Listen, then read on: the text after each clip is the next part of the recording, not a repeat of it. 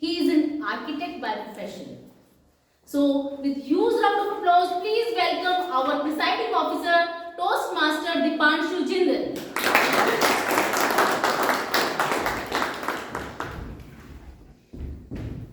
Good morning, everyone. Good morning. Happy Republic Day, first of all. Welcome to meeting number 587. This is a huge significant number for us. For all those who don't know, this means that this club has been meeting for every Sunday for past 12 years to help its members develop as a speaker, as a leader, as a better communicator. Since we have a full packed meeting today, I'll not take much more of your time. First thing first, there are two announcements from my side. First, the International Speech Contest, the flagship contest of Toastmasters for our club level is announced on 9th Feb, which is 2 weeks from now. So everyone, start preparing your speeches, keep crafting it, keep making them better, give it to other clubs, present it at other clubs, keep refining it because it takes a lot of effort to be the best at the International Speech Contest at the club level. Second thing, we have a special session planned next Sunday by a district level finalist, Toastmaster Aparna Vashist. She was a district finalist in 2024 ISC contest. She's going to be presenting a session on how to craft a winning speech, what it takes to be in the top level of the contest, and what it takes to create a speech that matters to the audience, to the judges. So, requesting everyone, please be there on next Sunday, have a gist of it, how it takes to craft a winning speech, and take ideas from her. I have one question. Yes. Can you just explain out that who all can participate? Yes. So for the ISC, there is just one main essential criteria, which is that you must have completed level 2 in base camp has been approved. So if you're someone who has completed your level 2, please start preparing your speeches. If you're someone who's close to completing your level 2, just 3 or 4 speeches shy, please reach out to me or Rahul. We'll get you speeches in other clubs. We request you to participate more in the coming 2 weeks so that you can complete your speeches as soon as possible and is eligible to participate in the ISC contest. With this, we'll move on to our guest introduction. For the guest, I'll come to you one by one. Just please rise up in your seat and share what brings you here and what are your expectations with the club and something about it. So, would you like to go first? Yes. Hello everyone, my name is Pratik and I am here to improve my public speaking, and I believe this is the best platform to improve our public speaking in a supportive environment. Thank you. Thank you. Hi everyone, my name is Ankit. I currently work with ZS Associates. I recently started working, so my goal with coming here is basically to improve my communication skills. I heard a lot about Toastmasters from my friends and all, so yeah. Thank you. Welcome, okay. With this, we'll move on to the session we have planned today. We have a speak-a-thon today, which means it's different from a normal meeting. In a normal meeting, we have a lot of different sections, which is table topics and evaluation. Today we have evaluation section, but a little bit tweak in that. But most important, we have over 11 speeches today. So you're going to have back and back on speeches as we are preparing for the contest season. With this, to conduct our session today, we have someone who is of the role of Toastmaster of the day, who's going to take us throughout the meeting. Is the beat giver for the meeting.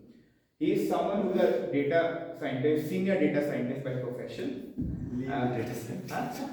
Lead Data scientist. Lead data scientist. Lead data scientist working with Scribe AI.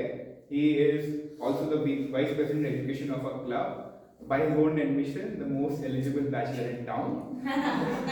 So, ladies and gentlemen, please welcome with a huge round of applause our Toastmaster of the day, Toastmaster Rahul Kumar.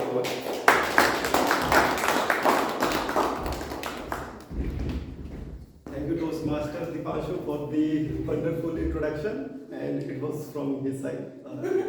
I did not do anything. I was out of the country for 2 weeks, and I was not able to attend 2 meetings, as you might be aware. So the $1 million question is, did you all miss me? No. No. So you see, in this world, we came alone and we go alone. While we are here, I thought there are people who would care. But it's fine. I could see some new faces, new members. So for the benefit of guests and new members, my name is Rahul. I'm currently serving as the VP Education, and in the past I have also served as the President. So today, if I talk about the agenda, we do not have a typical meeting wherein we usually have 3 sections. The first section is of prepared speech, where the members who have prepared for weeks, months, or even days, they give these speeches. Then there is impromptu speech section, and lastly there is evaluation section. But today, as we are having Speak-a-thon, we will just have these speeches, prepared speeches, and there would be evaluations as well. So are you all excited for the exciting Speak-a-thon? Yes. Yes. Then let's get started. We'll first start with the first speaker. Let's see who is the first speaker. If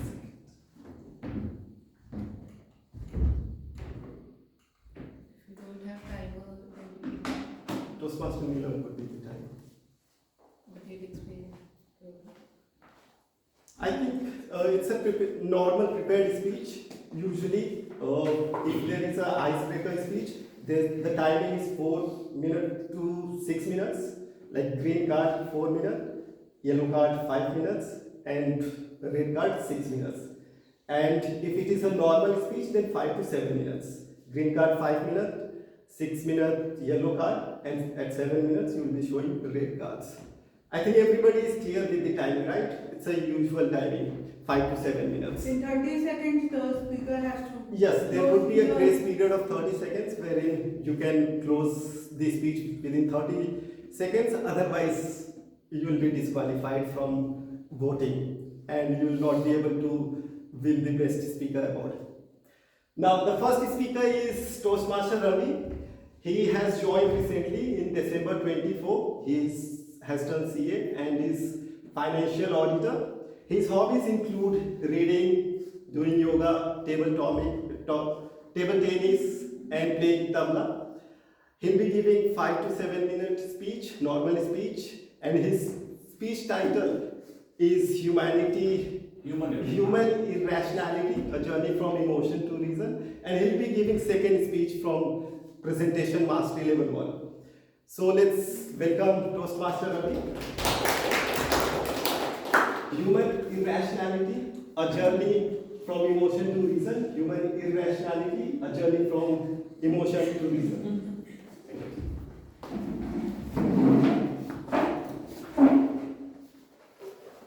Human beings are irrational. Let me correct the statement. Human beings are often irrational. I don't want to actually hurt anybody's sentiments. So human beings are often irrational. And do you know where this irrationality stems from? It stems from our impulses. And this impulse is actually driven by our emotional selves. Whenever these emotions take over our rational thinking, it influences our decision and we do not make a decision which is genuine one, which is required at that moment. Let me illustrate this by way of a story. Two friends, they were sitting by the side of a river and enjoying their time. One of the friends mentions that he got an idea to buy a buffalo. So, second friend objected and said, I don't think this is a good idea. You should not buy a buffalo because I am planning to buy a farmland. And he reasoned, because if you buy a buffalo, your buffalo can enter my farmland and it can trample and ruin the crop. The first friend got irritated. He said, if that's the case, don't buy the farmland. You didn't buy the farmland yet, right? So the second friend says, he picks up a stick, as he's sitting by the side of a river, he draws one square and says, I want the farmland. And this is the first friend. He says, if that's the case, he also picks up a stick, draws buffalo on the sand and says, I have also caught the buffalo. Now what? Now, it doesn't stop there. The first friend even draws a line, drag it towards the farm and says, my buffalo entered your farmlands. What will you do? And this escalates the situation. It comes to the extent that now there will be almost a fight. An argument ensues. Ultimately, it ends by physical altercation. They almost break their head, each other's head. Now, what this story signifies is that even for a virtual problem, imaginary problem, if you do not think rationally and irrationality takes over, it may result into a conflict. And don't look at this illustration as one illustration which is unique one. Have you seen instances of road rage? Have you seen instances where fight happens on a mere self which you take out and bring it on the line of fire all the time, which is called ego, right? It always happens. Now, your journey from irrationality to rationality, your journey from emotion to reason starts with understanding the basic fundamental of this irrationality. If you look at the basic reason and evaluate and then work around it, you will have solution. You will become more rational. So what those three key steps are? There will be many steps, but those three are important ones. First, understand your biases. Right?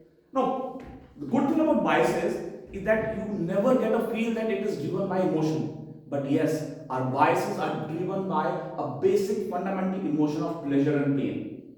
We want to gain pleasure and we want to avoid pain. Right? Now,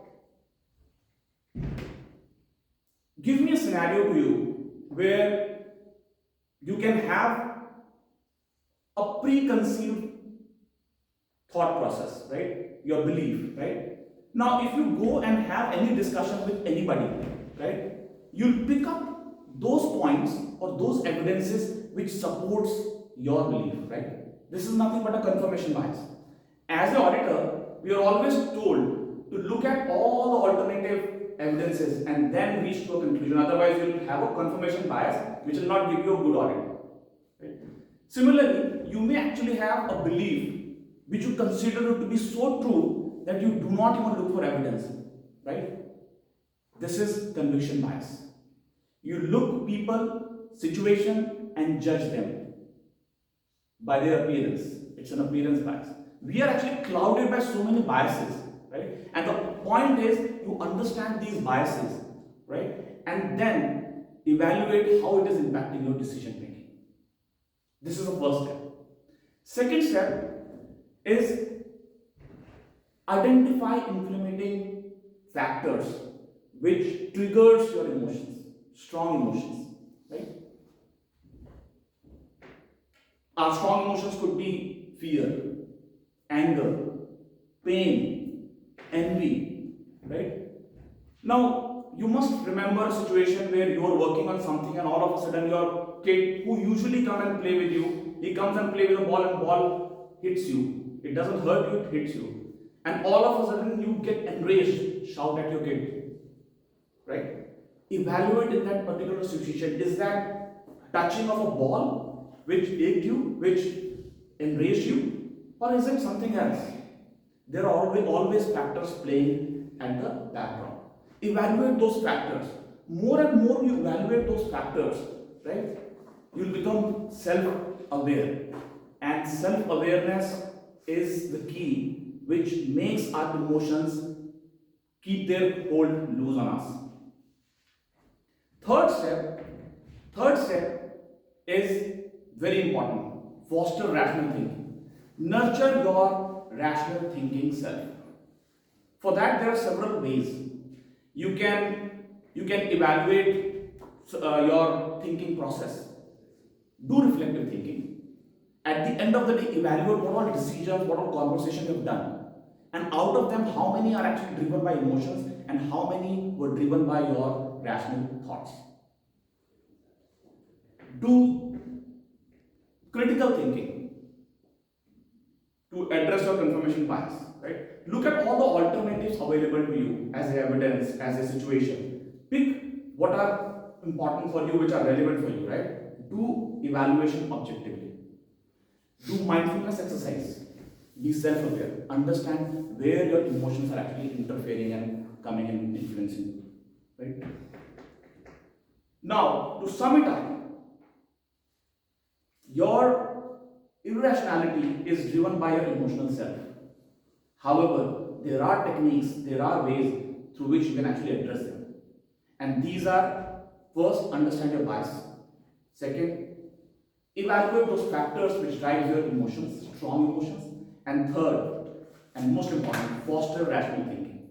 If you do this, you'll embark on a journey from irrationality to rationality, and you'll make better decisions, make stronger friendship, and live a fulfilled life. Thank you. Sorry. This was told last time, I forgot. Yes. Thank you. Thank you, Toastmaster Ravi. It was really a very thoughtful speech. 1 minute silence for the feedback. I would request everyone to share the feedback. Feedback.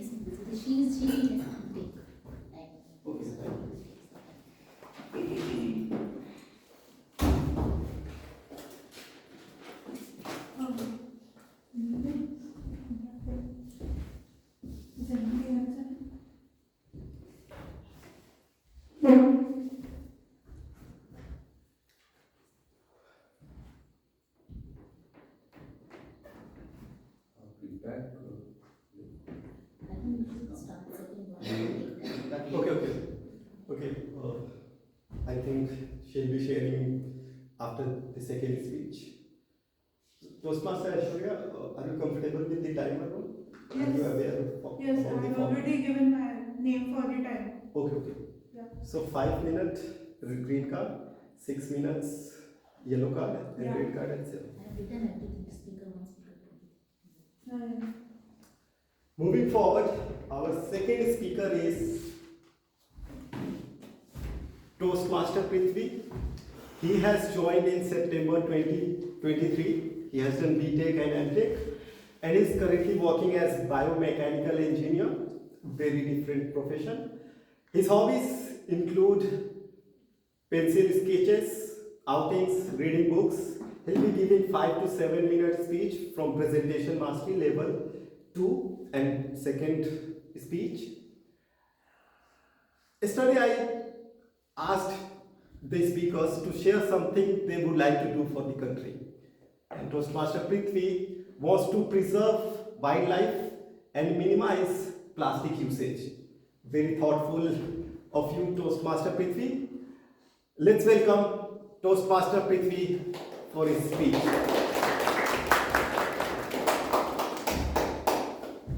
Toastmaster Prithvi, my perspective of life during postgrad. Toastmaster Prithvi, my perspective of life during postgrad.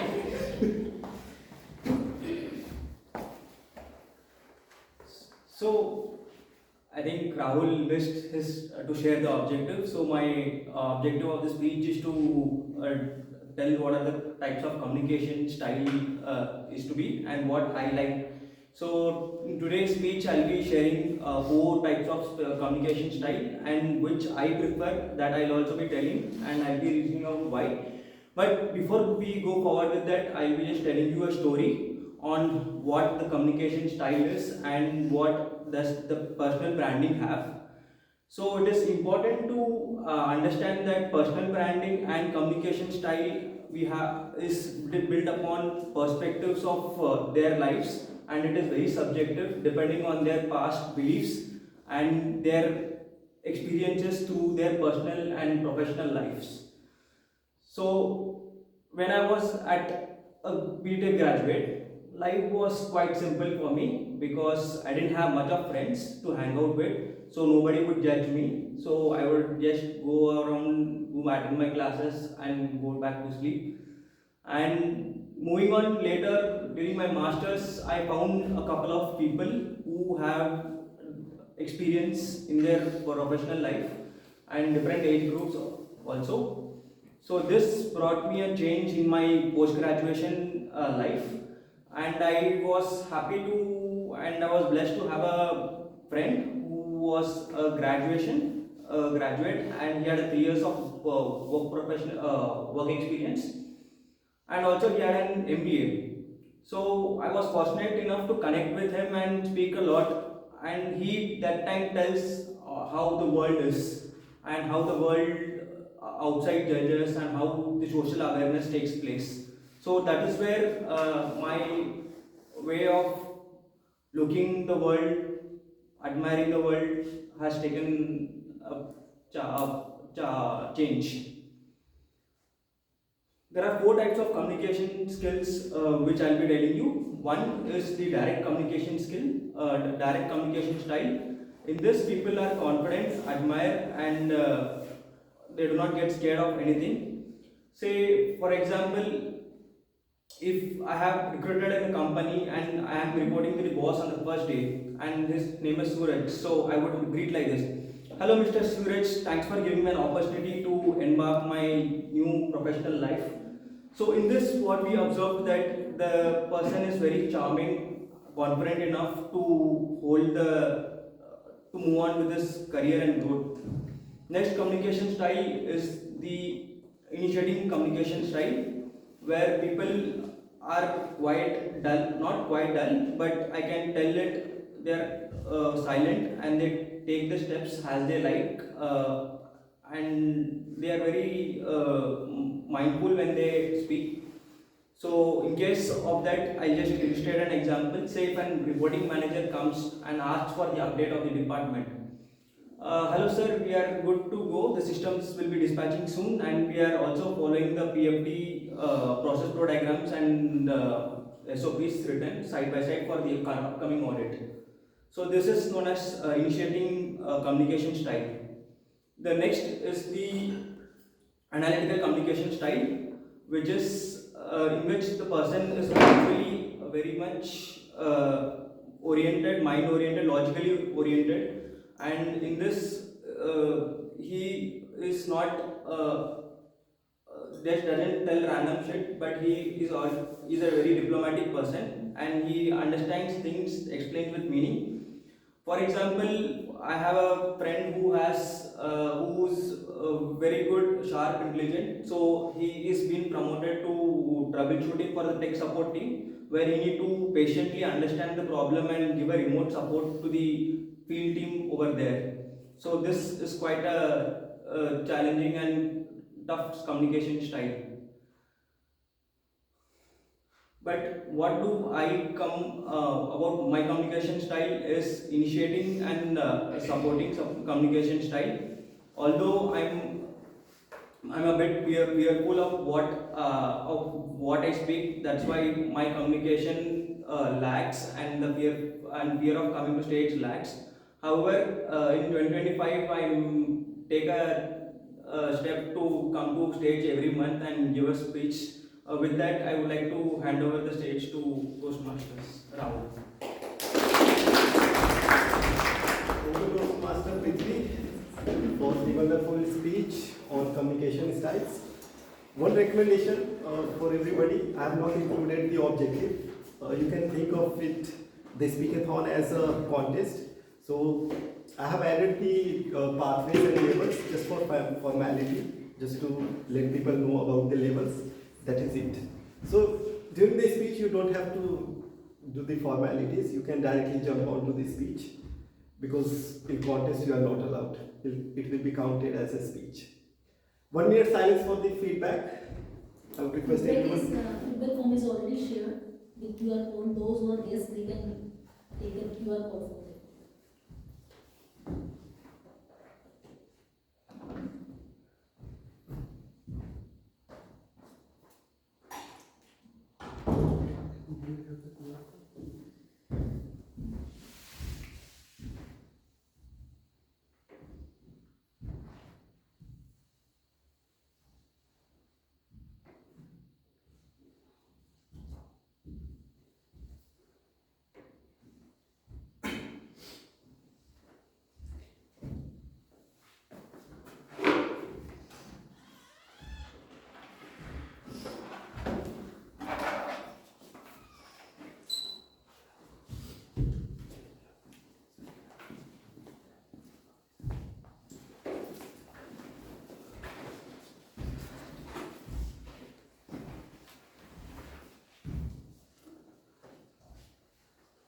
Is 1 minute over?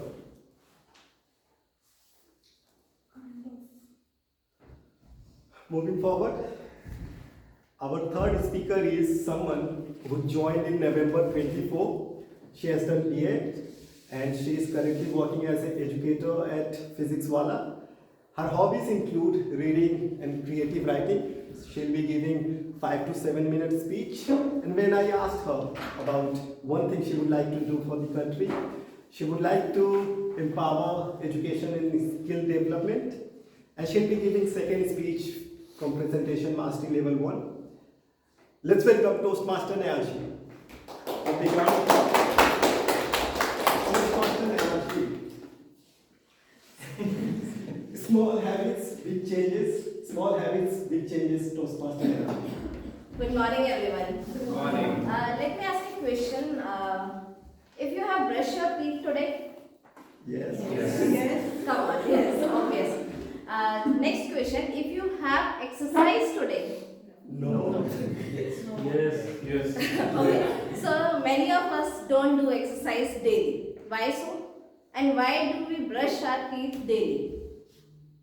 Because Because will not get breakfast. yeah, it's for our oral health, for maintaining hygiene. Then what about our physical health? Doing exercise is for our physical health. Why so? Why cannot we develop habit as daily routine? Because exercise is not our daily habit. Like what are habits? According to science, habits are daily behavior which we do daily routine. But according to me, habit is a routine. Every time I get bored, I go to fridge and then open it and then close. It's my routine that I'm getting bored, just open it. It's like I developed that habit. So exercise is like habit which we cannot develop. Now, why we cannot develop exercise or reading book as habits, and why we can develop brushing our teeth? Because brushing our teeth is easy. It takes max to max 4 to 5 minutes, and exercise is difficult. Why so? Why we find exercising or reading books difficult? Because we almost think about large rules. Like we think, okay, tomorrow morning at 6 a.m. or any first of the month or any Monday, we go to hit gym and we go to treadmill, we do this much, we run marathons, and then in the morning, motivation down. Because we think about large goals. So what we do to develop habits, first we have to take small steps daily. We don't think that we do a book daily. We don't think that tomorrow I will read the Atomic Habits book in a day. Obviously, in 365 days you will do nothing. But if you think that you have to read one line, at least one line daily, then in 365 days in a year you will read many books because it develops your habits. You just have to do one push-up daily. Or obvious, it will not change your life in a day. You will not see any changes. Like I have done one push-up, I will not see any changes. But in a month, in a year, you will see changes in yourself. Next, what we have to do, we have to be consistent enough. It's not like we are motivated, so we do push-up on Monday and we don't do anything on Tuesday because we haven't got any result from that. We have to be consistent and we have to keep that motivation aside. Don't be like, when you are motivated enough, you make bad decisions. Why so? Because you are motivated enough. Okay, tomorrow morning it's 1st of January and we will start reading a book. Don't think about this. Just think, we will start reading a line only, single line. I am not saying single paragraph, single line. But you have to be consistent enough. Daily one push-up or whatever habit you have to build, you won't build. Then you all have heard that phrase that Rome is not built in a day. But it is built brick by brick. So laying habits with small steps, it's like your bricks. If you put that break, then in 365 days or in a year, you will see changes. Okay. And third one, you have to avoid negative self-talks. Don't do like, I am lazy, I cannot wake up early in the morning. But don't lie to yourself. If you are waking up at 10 a.m., then don't like, I am very much active. You are waking up at 10 a.m. and you are saying, I am very much active. And you don't have to show everyone that you are active. Whatever, if you are waking up at 10 a.m. and you have to be active, don't wake up at 4 a.m. Just wake up at 9:30. But you have to build that habit. One day you will wake up at 9:30, then 9 a.m. and avoid negative talks that I cannot do. I cannot read the book. I cannot speak. We all are here Toastmasters. We cannot be a public speaker in a day. Always, time to time we can become. So you just have to build a habit gradually. You and positives, avoid self-talks and empower self-talks, positive self-talks. Yes, I can do this. And whenever you think like I will go there, you just analyze like what, where, how and when. You just think tomorrow I will go to gym at 6 a.m. But when in the morning, when you wake up, you are like, where to go? Shall I do indoor or outdoor? Shall I call my friend? Which exercise I will do? Which YouTube video I will choose? Don't do this. Just write. Tomorrow at 6 a.m. I have to do gym. I will do one push-up and this video I will play. Because whenever you think like what to do, where to go, why to do, it just demotivate you. And then okay, I will do tomorrow.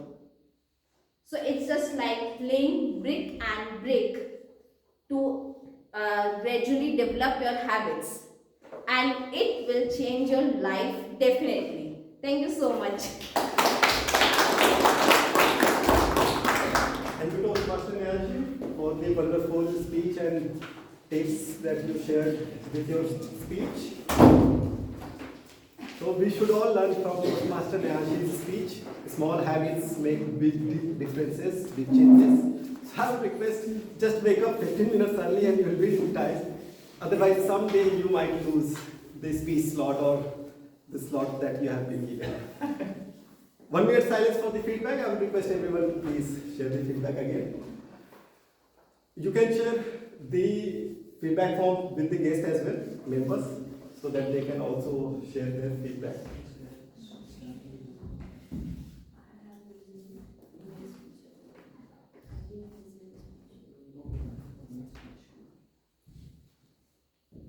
And we have seats this side as well.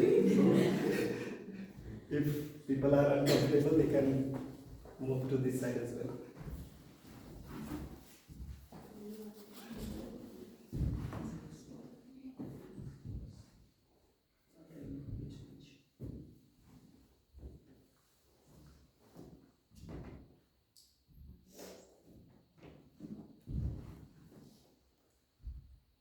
Is over, but before we get started with the fourth speech, Toastmaster Anurag, would you like to share one thing you would like to do for your country?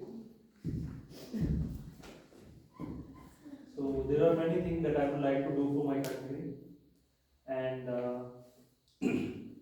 first of all is filling tax. This is also kind of contribution to the company. To the country, because there are few people that are not even paying tax. So this is also kind of contribution, and there are many other things like for the society and all.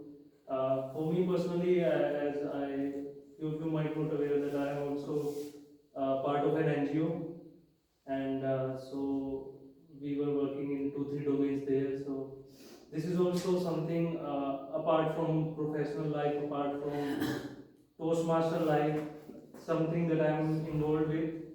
So I think these two things are something that I am doing currently. Maybe in future I will involve in multiple other areas to help the country. Thank you. A big round of applause for Toastmaster. Now, The next speaker is someone who joined in 2019, very experienced Toastmaster. He has done MBA and he is currently working as HR. And his hobbies include reading books, listening to songs. He'll be giving 5 to 7 minute speech. And one thing that he would like to do for his country is educating underprivileged kids. And he'll be giving a speech from level 3 from Pathways Dynamic Leadership. Let's welcome Toastmaster Ashish. Toastmaster Ashish, what do you want to become? What do you want to become, Toastmaster Ashish?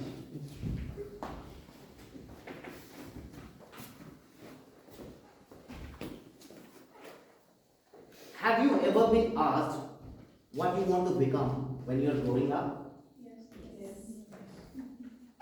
I remember being asked this question so often that I began to believe that's a part of my birth certificate. Obviously, my answer changed over the course of time. When I was 8, I was pretty convinced that becoming a Spider-Man is a right career option. By the time I became teenager, I narrowed it down to become either a cricketer or an army officer. Because what could be better than seeing your fans clapping for you when you are hitting sixes or looking handsome and heroic in uniform? So by the time I turned 16, reality set in and my career path became clear. I was determined to follow the path of follow my cousin's footsteps and wanting to become an engineer.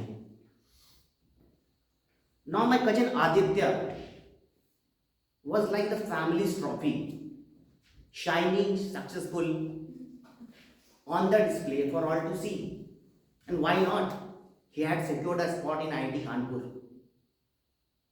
So naturally my parents wanted me to follow suit, as if cracking IIT were genetics.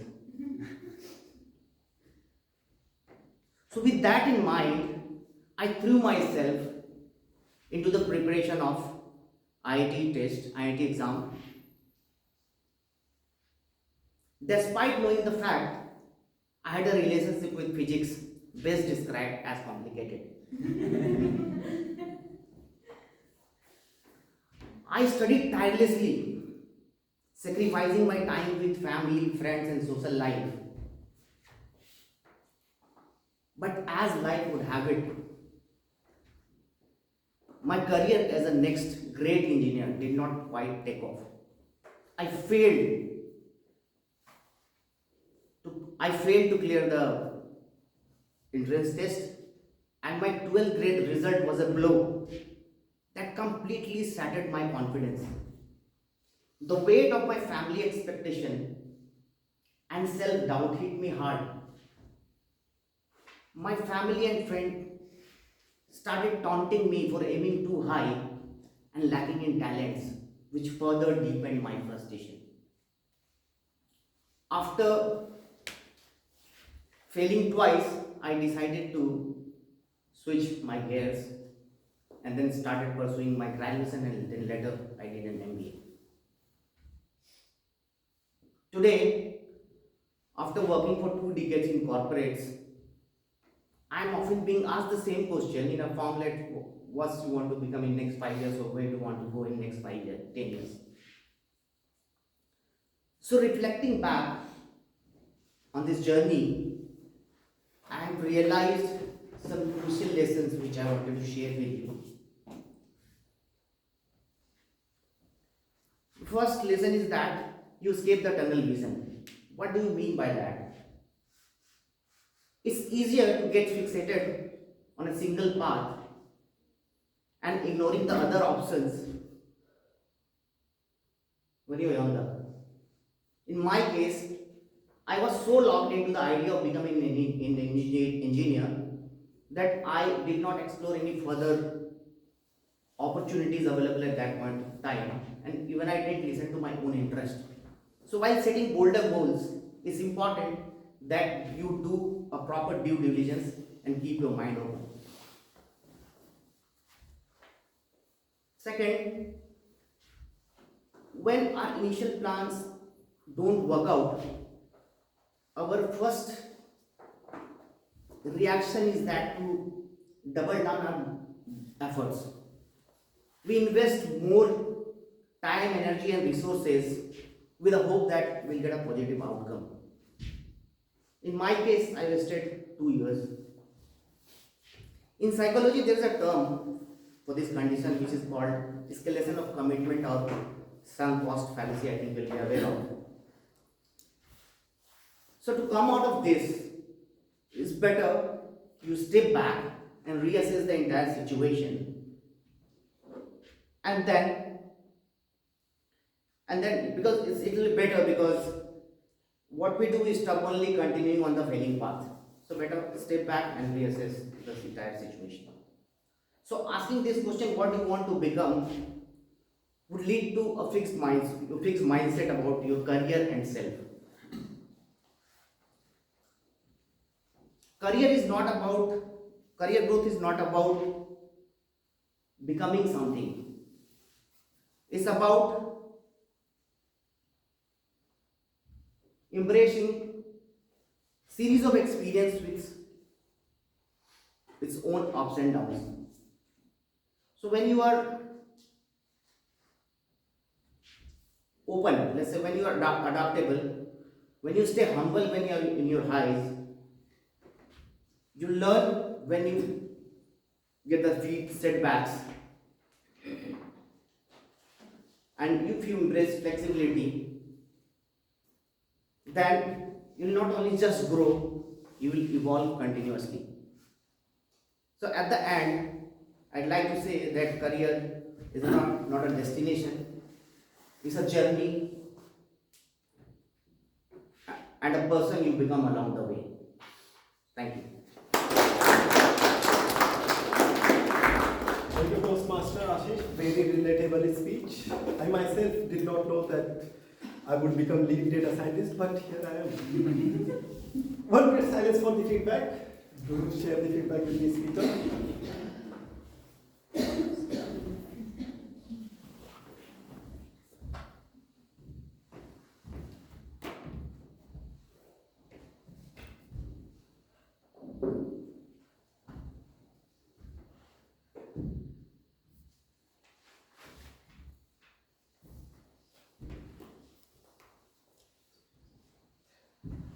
And I hope the evaluators are taking notes of these speeches and be ready when they are called upon.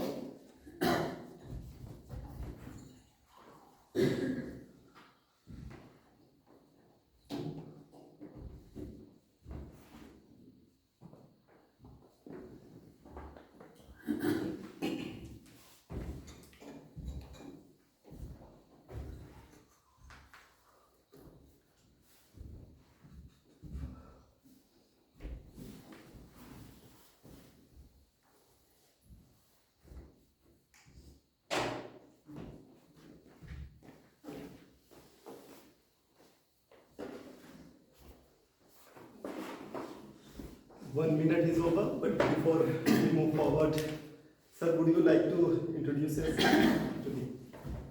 Yeah. So, I am Ankit, currently pursuing my MBA from Forest School of Management in Big Data Analytics and Marketing. And also I have work experience in Sri Ganpati Enterprises as a sales officer. And also I am currently working with EcoBodies as AI marketing specialist. And my hobbies revolve around geopolitics and something related to business, like business news and everything. Thank you for coming. Our next speaker is someone who joined in September 21. He has done BTech in production engineering and PGDBA in operation management. He is currently working with Exicom Telesystems and working as a vice president of operation. His hobbies include reading non-fiction and traveling with family. He will be giving 5 to 7 minute speech, And one thing that he would like to do for his country is pay taxes and support the government on unemployment. Let's welcome Toastmaster Vivek.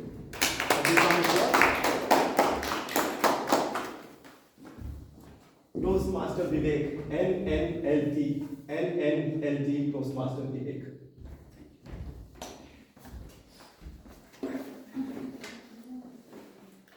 What is one thing you could commit in 2025 which you will do every week and that will transform your life? Just think about it. Wake up early, 15 minutes early. Coming to Toastmasters. What every week you will do which will take you not just mere surviving in 2025 but whole life would be thriving. Just think about it. I'm not talking about the goals, what we make and achieve, those are good things. Going gym every day in the morning, doing meditation 5 days a week, talking something bigger. It is NNLT, not negotiable learning time. I have abbreviated it to make it suspense. So not negotiable learning time. Fellow Toastmaster, we all work or do business wherever. We have spent at least 40 to 60 hours in 1 week. But have you realized, even 2 hours in a week, which is not negotiable, many of us, we don't do. I was not doing in my life. Few years back when I realized, if I do this, my life will improve. So it is a little different than goal setting. Goals are outcome based. You will do certain things once you achieve your goals. But what I am talking about, if you just do the work, 40 hours or 60 hours, you will stagnate. You will not grow. For growth, it requires carving out some time from your busy schedule, and that is untouchable. And you just focus on your self-growth. Treat it like your boss. When they call for meeting, you go it, right? When you're very important person in life, they ask you to do something, you give them time. But generally, we compromise with ourselves. We don't spend the 2 hours, 3 hours, I'm not putting any numbers. So that I'm talking about untouchable time where you just do learning.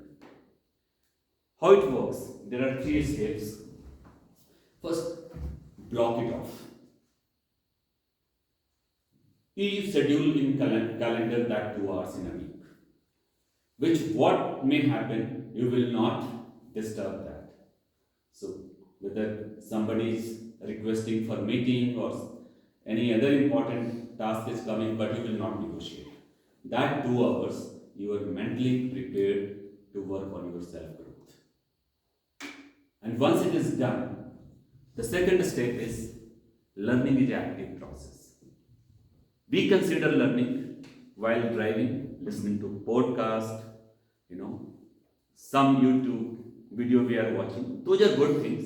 You learn certain things. But here I am talking about focused 2 hours learning. And if you do that, definitely you will find a change. And doing that, you have to first block it off, then focus. Entirely with your mental attention would be 100% on that learning. And learning is an active process. But even you have learned, is it going to create a difference? No. Knowledge is just power. Just a potential power. It's not a power. So whatever you have done, apply it. And if you apply it, you will continuously grow. like a seed. If you sow the seed, today you may not be able to see, but over a period of time, that growth you will see in yourself. So my fellow Toastmaster and guest, please carve out that 2 hours of your per week minimum for your self growth. We have spent a lot of time in just talking XYZ without having any outcome. So this is one. Let me give you my personal story. Once I came from individual contributor to managers of others. Some of my mentors, they taught me this. Focus at least 2 hours on your self-growth. Spend certain amount on your self-growth. And I find it is making difference in my life. Similarly, we have all certain thoughts which always we think we will do, but we never start. So that thought, the feeling is called akrasia. So what I request all of you, first you think in which direction you want to grow and schedule it. It takes not more than 20 seconds is scheduling your calendars. So schedule it, have a focus, and it will change your life. Who knows, after a year, you will reminisce 2026, 2025, and it will transform your life, and you would be sharing your personal story from this stage. Over to you. Toastmaster Vivek for the wonderful speech. And can you guess what is my non-negotiable time?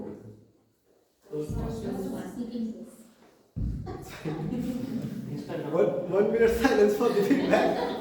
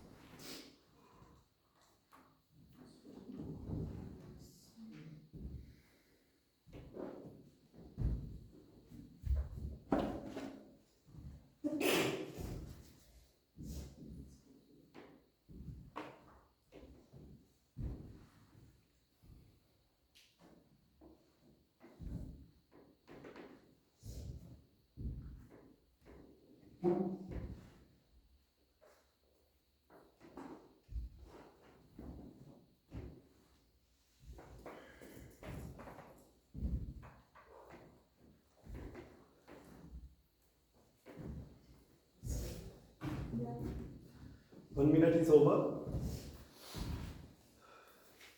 Moving forward, our next speaker is someone who joined in July 2024.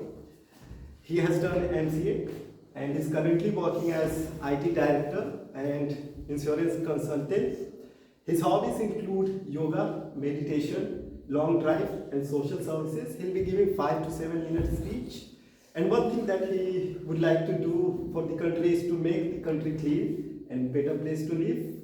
He'll be giving third speech from presentation mastery level 2. Toastmaster Mukesh. A big round of applause.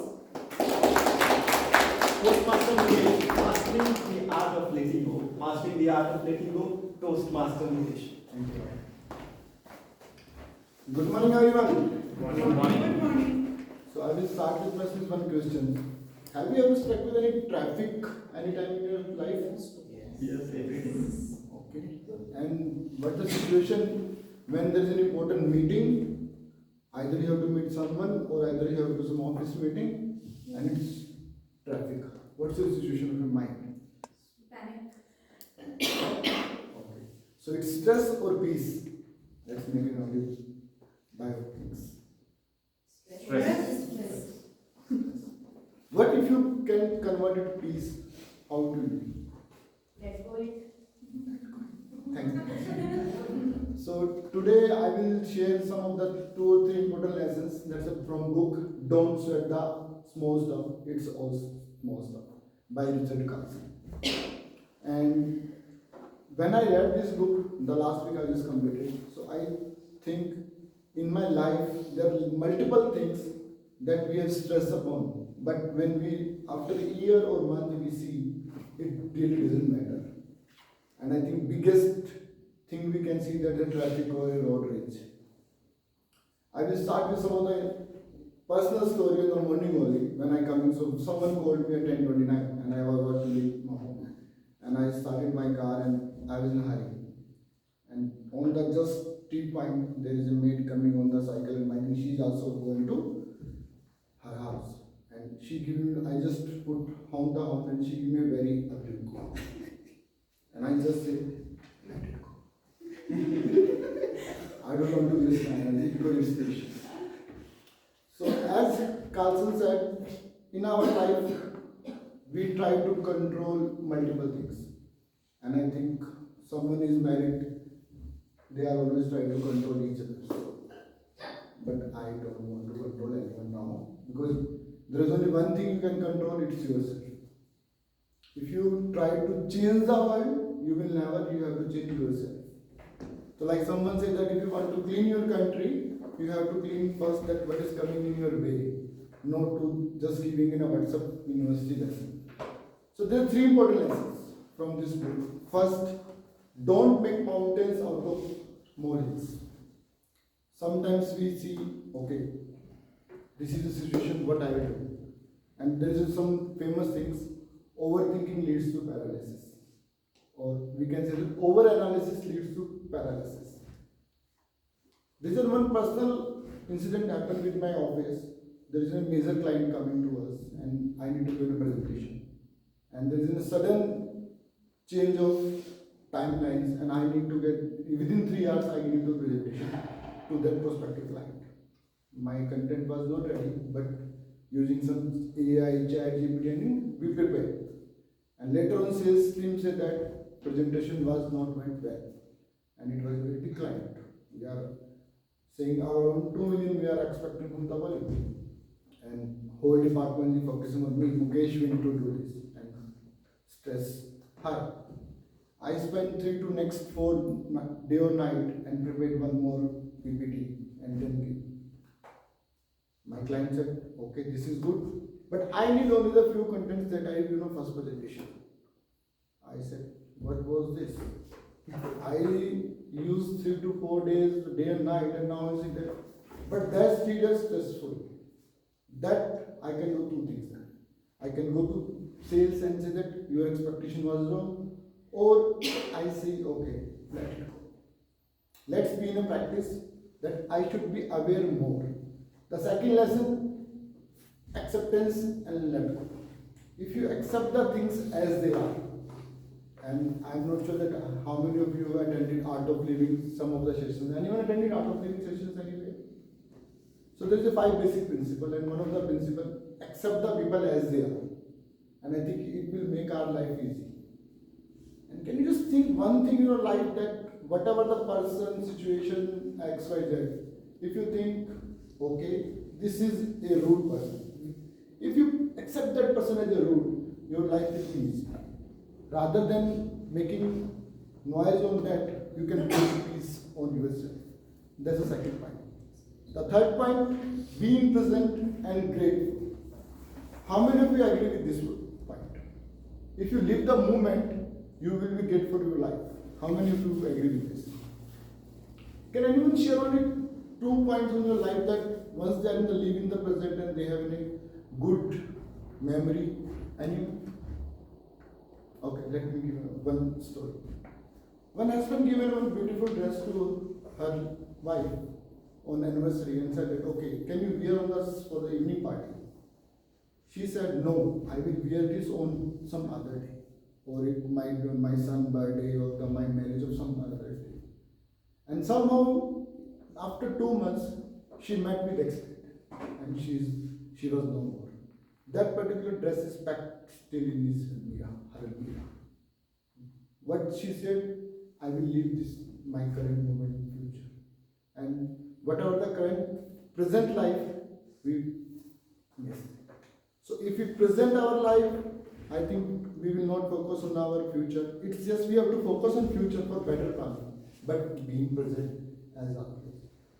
Sometimes you say that, okay, I am not doing anything, but for better future, better present, we need to improve it. So it's a small stuff. Don't sweat. So next time in conclude, I will say that next time if you're in a situation, either it's a traffic or in your office, if you have to choose sorrow or peace, what will you choose? Peace. That's my conclusion. Thank you. Thank you, Toastmaster Mukesh, very relatable speech. I do believe that we came in this world alone and will be going alone. But while we are here, let it go. 1 minute silence for the feedback. I would request everyone, please keep on sharing the feedback with the speakers. Meanwhile, sir, would you like to introduce yourself to the club? Yeah, I think I already introduced last time I was here. My name is Abhinav Gupta and I work in an insurtech firm as a CTO here. And I look forward to join this club very soon, maybe next time. So, thank you. Yeah. Thank you for coming. Please have a seat.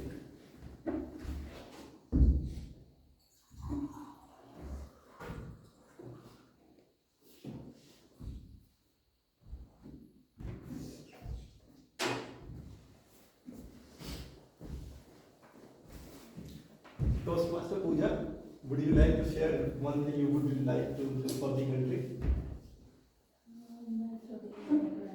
Okay. So Toastmaster, who has participated? Maybe a guest. Sir, would you like to share anything? Like, I would say, like maybe teaching underprivileged kids, I would say it's a bare minimum a person could be by themselves. So that's one point I Thank you, thank you. Wonderful thought. 1 minute is over. We'll be moving forward with the next speech. And the next speaker is someone who joined in August 2024. He has done BTech, is currently working as senior data analyst. His hobbies include cricket, playing cricket, badminton, and reading books. He'll be giving 5 to 7 minute speech. One thing that he would like to do for the country is to bring innovation to help the country's growth. And he'll be giving third speech from presentation mastery level 1. Toastmaster Vipul. A big round of applause. Toastmaster Vipul. Ikigai, the art of living with purpose. Ikigai, the art of living with purpose. Toastmaster Vipul. Good morning, Toastmasters. Good morning. Let me begin with a very simple yet profound question. What gets you out of bed every morning? Anyone? Tea. Okay. What to make breakfast? Okay. So imagine waking up each morning with a clear purpose. Like, sorry.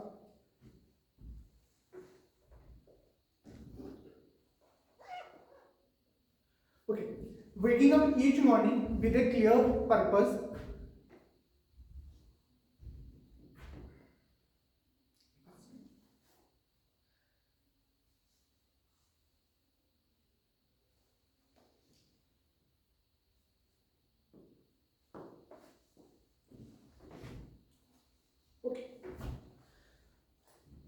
Waking up each morning with a clear purpose that brings joy, energy, and the meaning of your life.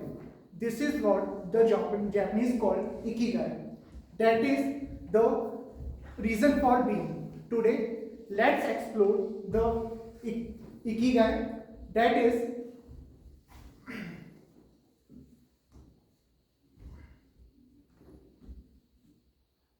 the Japanese secret to live longer and happier life. What is ikigai? At its core, It's at its core, it's the basic of four things. First, what you love. Second, what you are good at. Third, what the world needs. And fourth, what you get paid for. So, in general, let's imagine it's the overlapping circle, and where they meet, it's ikigai. It's your ikigai. Let's consider an example like Okinawa, the land of ikigai. Okinawa is a island in Japan, also known as the Blue Zone, and it's one of the 5 blue zone in the world where the people live the longest, and the life expectancy regularly crosses 100 years. And what's the secret? It's not about diet, just about diet and exercise. It's the ikigai. The Okinawa people wake up with the ikigai, with the purpose, including the teaching or this any kind of purpose that help them, and there is no word for them like retirement, because they work for their ikigai as long as they can. So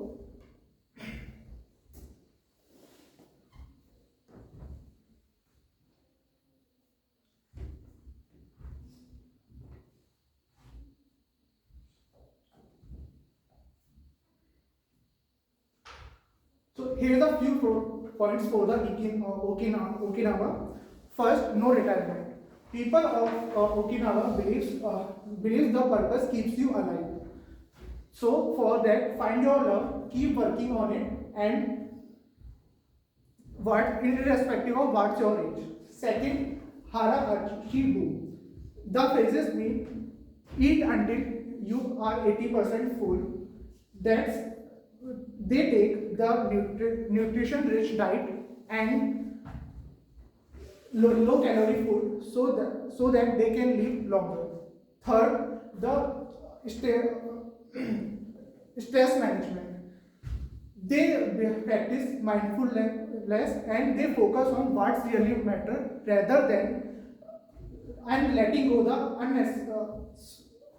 unnecessary worries. So, my friends, the ikigai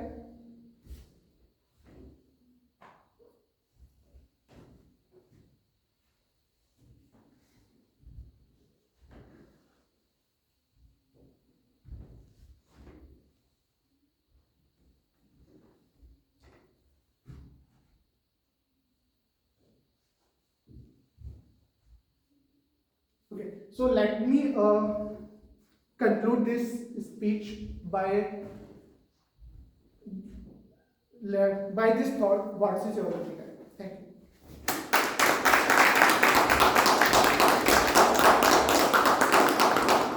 Thank you, Toastmaster Rahul. It happens. We all forget when we are on this stage.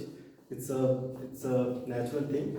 One tip that you can use, or anybody can use, whenever you are on this stage, you might forget. So think about, while creating this speech, think about the sections, or you can break it down in the sections. For example, the speech could be broken down in maybe start, then what is ikigai, then story or the historical significance, and then learning, and then conclusion. So even if you are forgetting the speech on this stage, you can just frame about the speech and think about what is ikigai and just share randomly anything. Nobody is going to judge or care. So, but well done. Just yes, sir. He was trying to memorize. That's I remember from the book, and it had a lot of concepts. Exactly. Which might not be easy to replicate at stage. Exactly. So frame the speech in your words, because it has happened to me as well. Every time I try to memorize word to word, it becomes difficult. You tend to forget. 1 minute silence for the feedback. So it's from my personal experience. You can frame it into your words.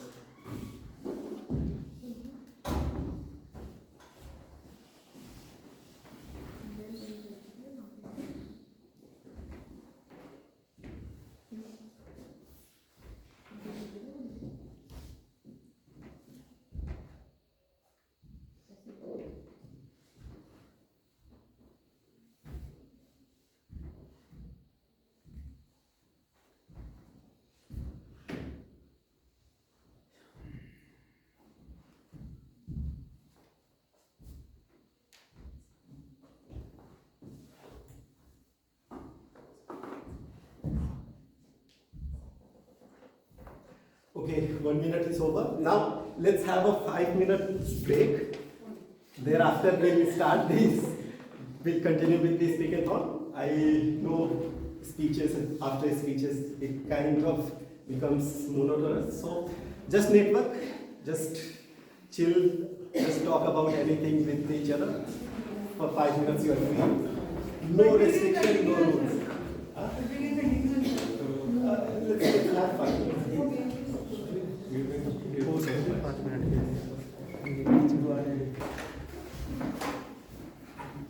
Our next speaker is someone who joined in October 2024. She has a BA in psychology, post-graduation in human resource management. She is currently working as HR at Accenture. Her hobbies include playing tennis, watching movies and TV shows. She'll be giving 5 to 7 minute speech, and one thing she would like to contribute is to contribute to the education system. And she'll be giving second speech from level 2 from presentation mastery. Toastmasters Zahra. A big round of applause.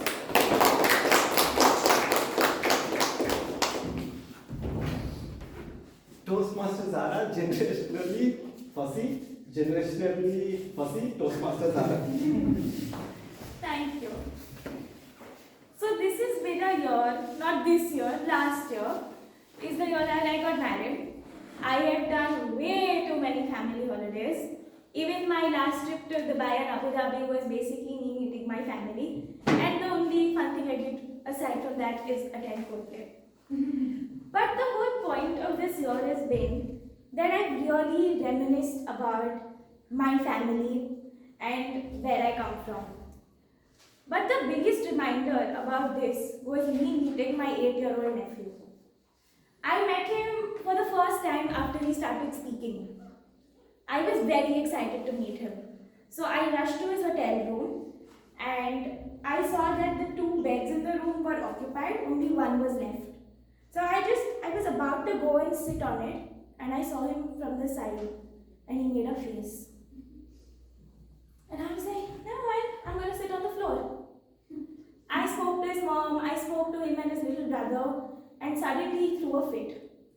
He told his mom, I'm going for a wedding, I'm not wearing a shirt. And his mom was like, Beta, you outgrew the kurta I bought. I apologize, but I can't do anything. He's like, go shopping, get me a kurta. Everybody in the wedding is going to wear a kurta. And his mom looked at me and said, I'm very sorry, Zahra. It's just that, sometimes kids.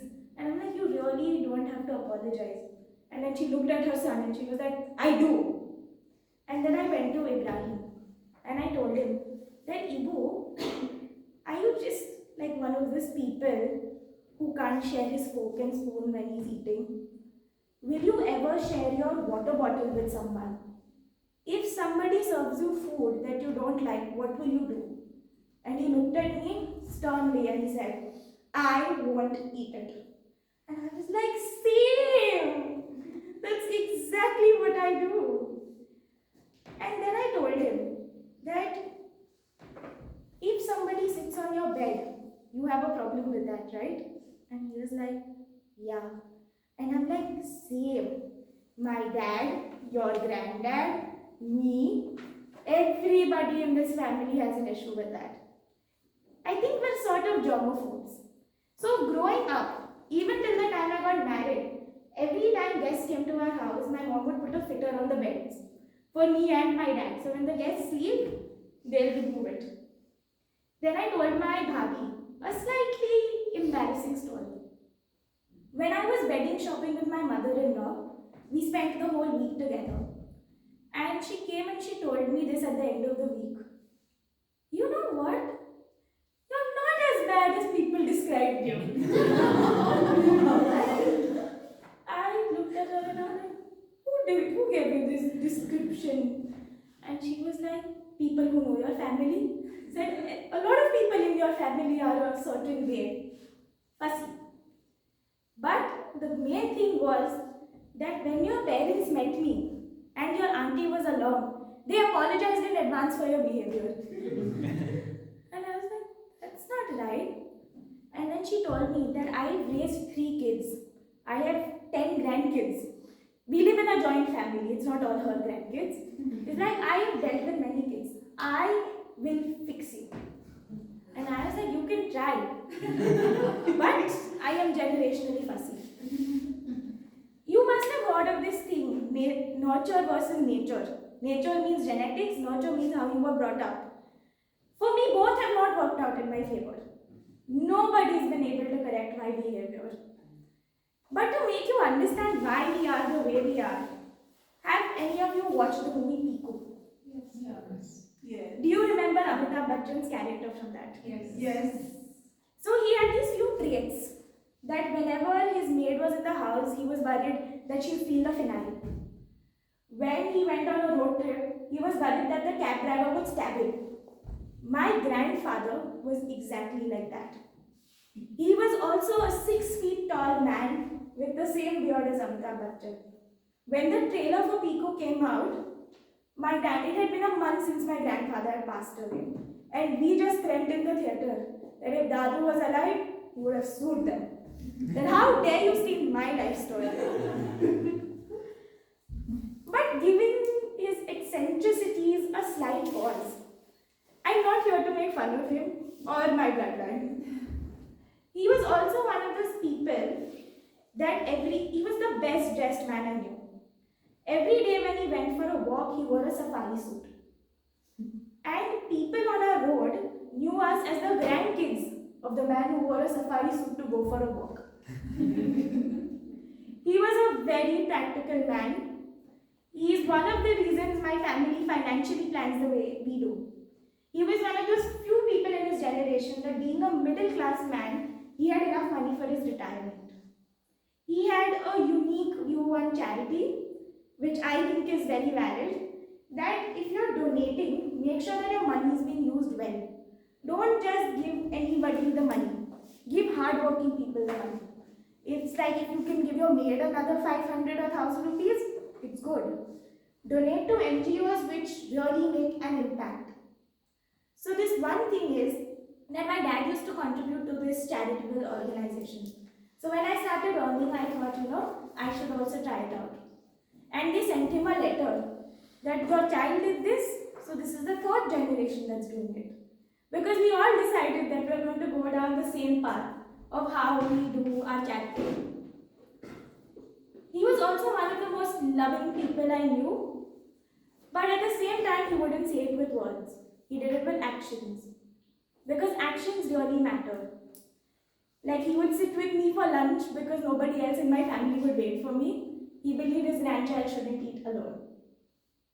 And the thing was, the reason he was not very liked by everybody around him was because he was very true to himself. A lot of people go to old people for advice. If somebody came with a very random situation, he would ignore it. But if it was genuine, he would make sure to help them out. And the best part was that he was a hoarder of memories. His room in the wall had every photo of all of us, and it was the most loving thing in the world. So being a Bharenwala is not a bad thing. We come with our very mixed package. And I remembered that his biggest dream in life was to see me get married. So exactly a week from now, I'll be at his grave with my husband, saying that I love him, and I'm grateful for him being a huge part of who I am. Thank you. Zahra, very amazing speech. 1 minute silence for the feedback.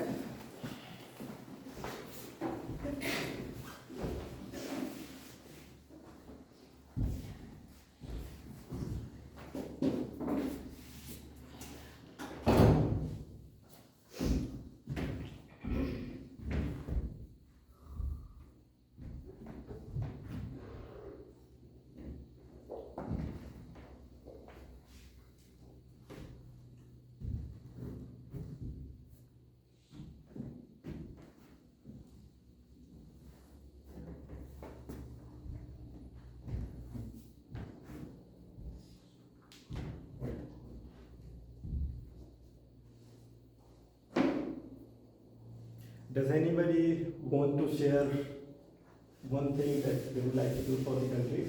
Anybody? Just one person? Yes, Toastmaster Ankit. I'd like to vote in every election that I can vote in, because some people miss it, so I'll try to always vote. Great.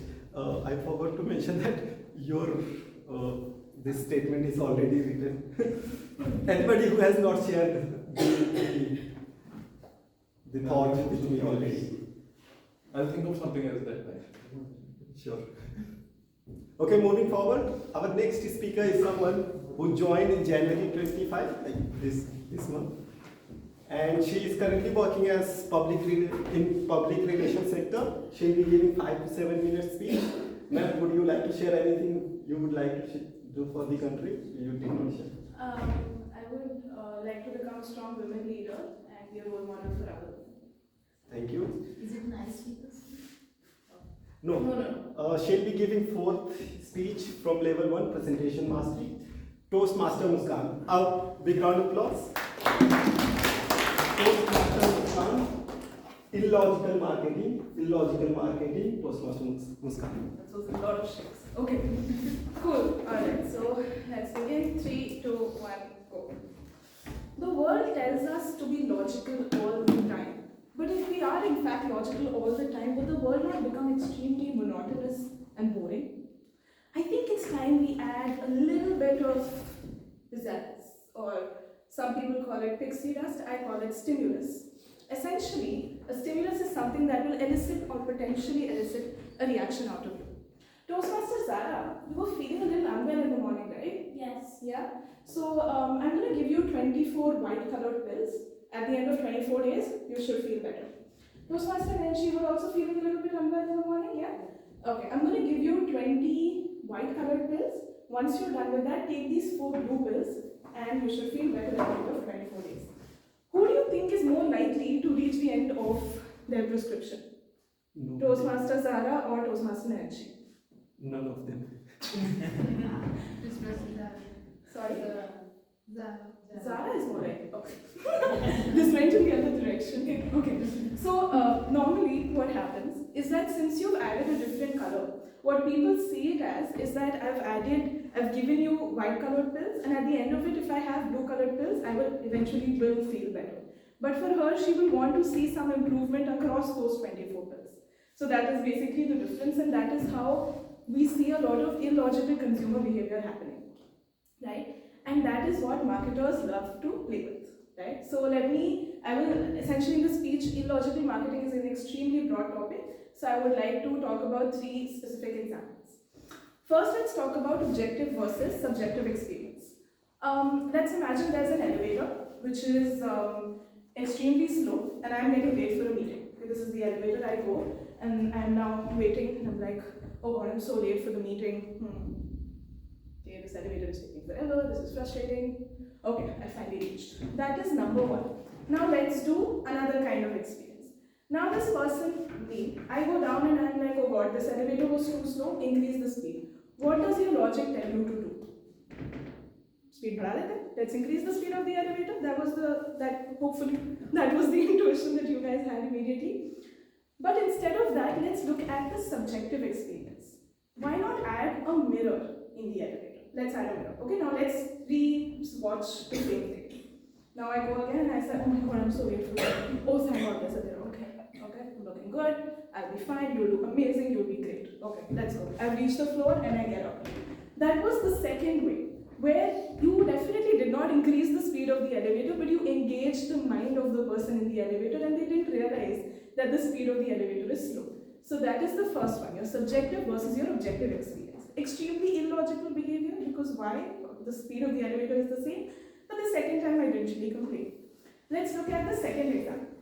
It's called anchoring bias. My parents very recently went to Tanishq for their 25th wedding anniversary to buy some jewelry.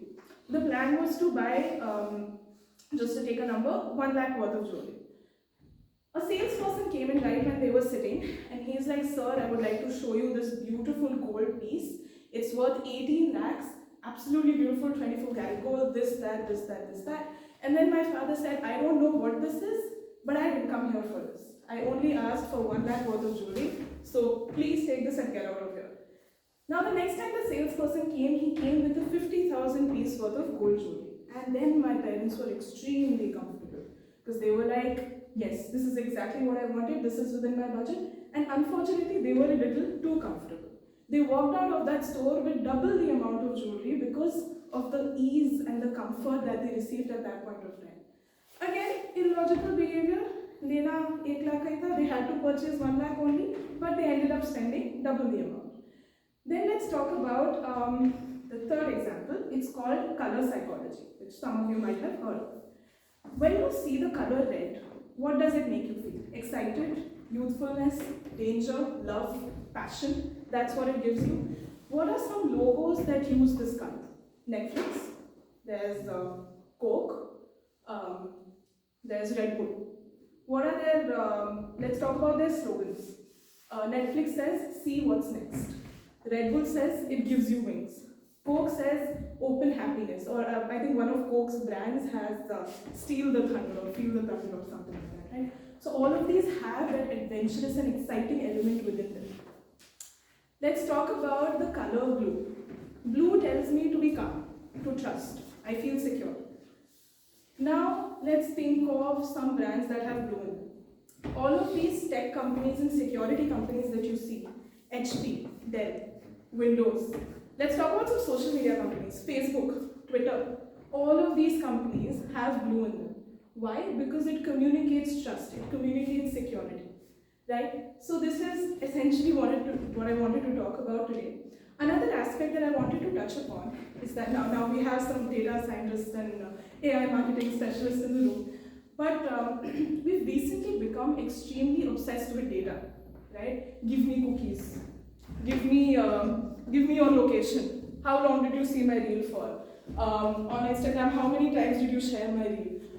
Now, with all of that data, of course, you can have amazing insights come out, which I'm sure you do, right? You have all of these different insights, you extract them, you execute a data-driven strategy. All of that is happening, but we forget that human behavior is, as a gentleman very eloquently said right at the beginning, irrational. And we are extremely different based on our experiences. So, of course, we should identify patterns if you want to pursue a strategy. But at the same time, we should also look at the unique consumer behavior, which does not make sense to you immediately, but it can actually make a whole lot of difference in the strategies or the sales strategies that you pursue in your professional career. So I would just like to end the speech by saying that the world's a stage, but the world's a marketer's stage, and you all are the puppets, and we love playing with your human psyche. And the next time that you see a brand, that you see a story, you see Surf Excel's Daag Achhe Hai, which is so counterintuitive because dirt is not supposed to be good, but it shows hard work, and Surf Excel capitalized on that. So the next time you see something like that, take a moment and think that am I being played with, like are my emotions being played with, or is something actually happening here? Right, so that's about it. Thank you so much for your time.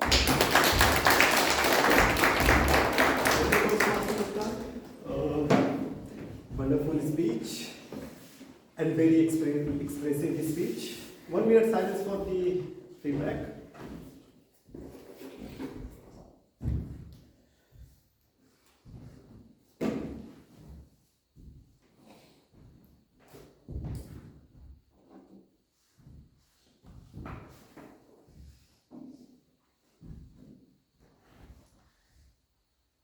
So Muskan joined in January 2025.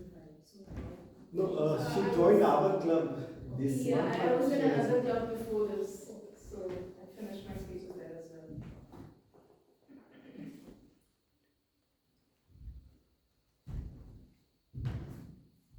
Toastmaster Neelam, would you like to share anything? Would you like to? You would like to do for the country?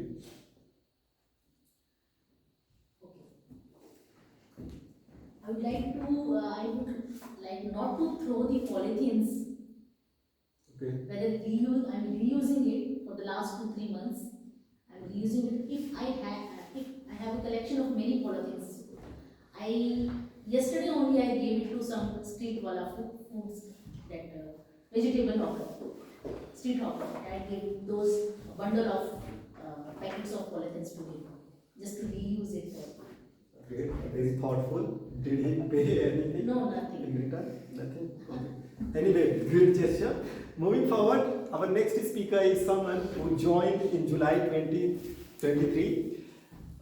She has done MBA. She is currently working as Global L&D Specialist at Indorama Corporation. Her hobbies include none as of now, I am not sure. She'll be giving 5 to 7 minute speech, and one thing she would like to do for the country is to tell people to be kind towards nature, animals and each other. Let's welcome, and she is member of Gurgaon Raiders Toastmasters Club, but she is giving her speech here. So you can do the same, you can visit other clubs as well. Let's welcome Toastmasters Snehlata. A big round of applause. Reflections 2024, Reflections 2024, Toastmasters Snehlata. Greetings everyone. There is a saying, all that ends well goes well. And I also believe that all that goes well definitely ends well. So I started my year 2024. I was in Kerala backwaters. I was sitting at the top of a boat. I was looking at this vast landscape, feeling grateful for that very particular nanoseconds. And then I looked at the waters. It was pitch black, like black waters. There were more boats in that area. Per square kilometer coverage was more than people around it. I was feeling that there can be an accident here any moment. And I was thinking, the nature lover in me was constantly reminding, why is this water black? Why is government not doing anything about it? And in that very moment, my husband, who is our version of MakeMyTrip.com, asked me the question, honey, do you like this place? And I looked at the black waters, I looked at those boats square kilometer, I looked at those crowded places, and then I looked at him and I said, oh, it's beautiful. Thank you for bringing me here. So all the unmarried people and Gen Z of MCTC, this is your relationship advice 101. Towards the end of the year, I asked myself few questions, and the important questions.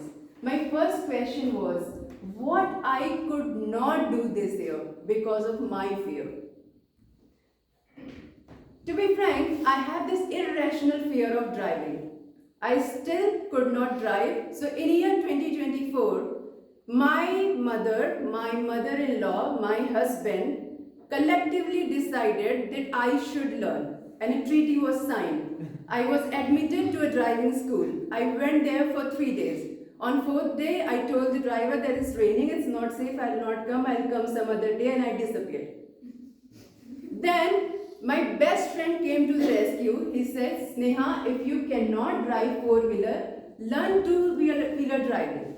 And we have a community of people, you can come there. I said, okay, like Toastmaster, community. This time I can do. I went there for 3 days and then I told him, oh, there is a lot of work at home, I'll come some other day. Left. And then winters came. So this time husband asked again, Sneha, would you like to learn driving restart? I said, it's very good. I cannot go out. Let's do in summers. Summers are coming, so I have to find out something new or better learn about it, but I could not learn driving in 2024. My second question was, what were the good things? Because somebody in my organization said that we do not appreciate ourselves for the good things we have done. We just move on from one point to another and we forget about it. Let's pat our back. So I wrote it down. For the first time, I led a global project which went live in 9 countries, 17 locations, 0 customer complaints. My daughter got admitted in a leading Gurgaon school. She performed at her annual stage, doing. And I was like a proud parent sitting somewhere back at the back looking at her. I slowed down in 2024, which was a great thing because I was just running, working.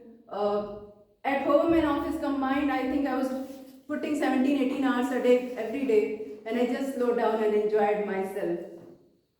My third question was, what did you learn about yourself in 2024?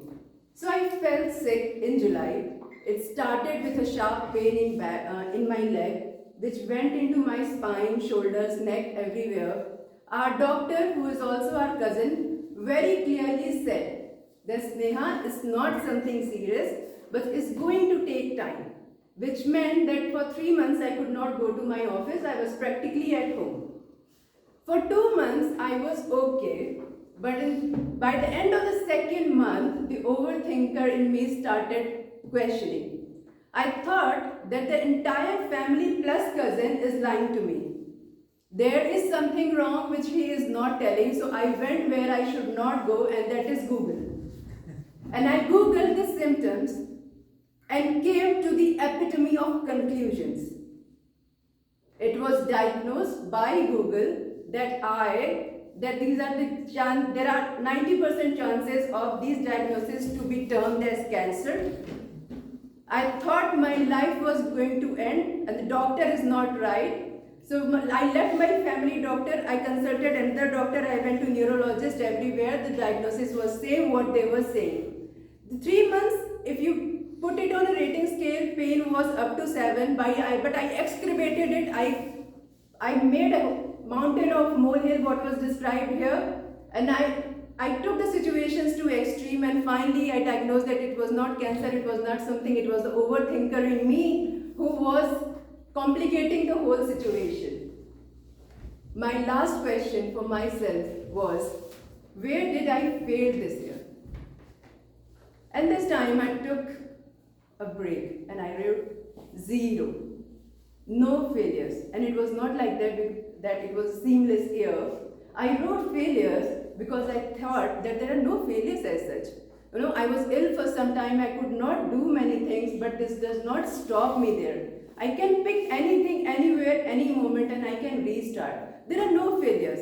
There are some backstops, there are some commas, there are some punctuation marks, and there are some roadblocks, but that does not stop you from doing what you want.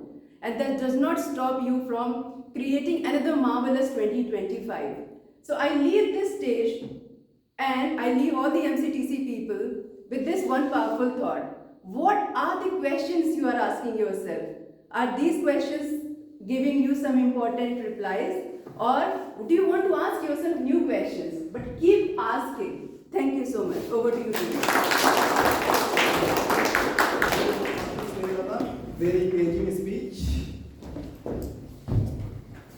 We should all reflect on the past year and learn from the mistakes or learn from the learnings and then implement those in the coming years.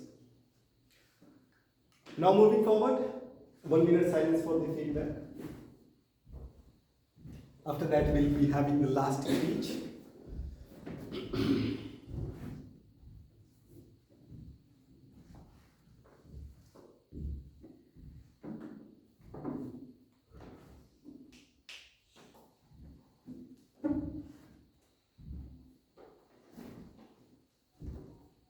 Toastmaster Ravi, would you like to share anything you would like to do for the country? I would like to actually follow all the rules because I think so many rules and regulations are made for us to be a better citizen. And if we actually start following these rules and regulations to the intended purpose, I think I'll contribute to the country in a silent manner. Yeah, that's what we should do. You don't have to plan or do extraordinary. You just follow simple rules, guidelines. That is more than enough. Moving forward, last speaker, Toastmaster Amita. She has joined in October 2024. She is a psychologist. Her hobbies include reading, traveling, spending good time with family and friends. She'll be giving 5 to 7 minute speech. Would you like to share anything? Would you like to do for the country? Yes. So my passion has always been the mental health. That's why I started as a psychologist. So I want to work in this area and I want to spread awareness about the mental health more and more. So this is really mission of my life, I would say. Great. She'll be giving second speech from level 1, presentation mastery. Toastmaster, a big round of applause. Toastmaster Amita. Emotional Amita. So,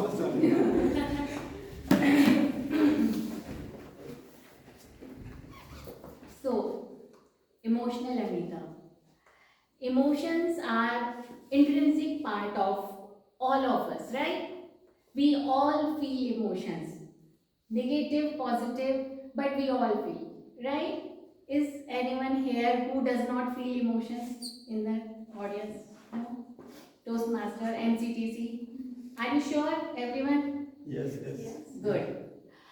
So, as emotions are intrinsic part of us, I just want to share my story about it. It's it's the story when I started my career. It's 6 years ago. When I started my career, I thought that this is something good for me and I should go for it. At that time, I was learning skills. I was just getting my skill built through different mentors, through different coaches. And I just started it by putting into Google that I am a psychologist and anyone can connect me now as a psychologist. At that time, my best friend called me and she asked me, Amita, what are you doing nowadays? And I just told her that right now I've just started this career as a psychologist. And since we were like a old friend from masters, so she said, Amita, you know that I am also very keen to do that always. Can you please guide me through it?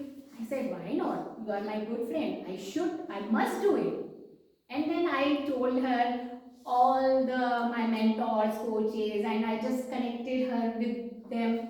And she started building her skills as well. And then she also started her journey as a counselor. Very soon, she called me again. She asked me, Amita, how are you doing? I said, good, fine. She said, can you please right now I have just got a call from a client and I am just doing this work with my client, but I just need your support as well. At that time when I just heard that she has got a call from her client and she has started her career, and here I am, I started my journey before than her and I haven't got any single client. At that time, there was just a sinking feeling inside me. I just pushed it away, but it was there. So, I think you all must have seen Three Idiots movie, right? In that movie, when Marthan said, your friend, if fails, you feel bad. But if your friend comes first, you feel worse about yourself. And that was the feeling I just felt at that time. But thanks to our society, or I would say that negative emotions, how they are labeled, that we should not accept and acknowledge it, I also just brushed it away, put it under the carpet. Very soon, within few days, she called me again. Amita, I have a new client and this is what is happening. Can you please tell me how to go about it? I said, why not? I am your good friend. I must do that. And I just started telling her whatever she can do. But in my heart, I was feeling something. It was like heavy. There was like a stone at my heart at that time. Oh my God, she has started getting so many clients and I am still dealing with it. I haven't got any client yet. And friends, within that 1 or 2 months, whenever she used to call me, I just did not want it to pick up her call because I knew what she is going to say to me. And that actually made me devastated. It just made me feel like I am not good enough. Right? But soon when I worked on myself and I just saw that what is happening with me. Why am I not accepting my emotions? Why am I just not allowing myself to feel it? I just connected with myself that emotions are reality. they naturally comes to us, then why to brush it away? Why to try to escape it? Why to try to avoid it? And then I took a call for myself that no, now I will not just avoid it, I will accept it, I will acknowledge it, and I will share it. Then I just called my friend and I just told her what I am feeling nowadays. I shared my pain with her. I shared my pain with my family members as well. And as soon as I just did that, I felt very light. I just transcend those emotions. So in this journey, what I have learned, that emotions are intrinsic part of us. They are very natural and normal. We just have to accept and acknowledge it. We just don't have to put it as a good and a bad. There is no emotion which is good, and there is no emotion which is bad. Emotions are just emotion. Just accept it, acknowledge it, and you will just transcend it. Thank you.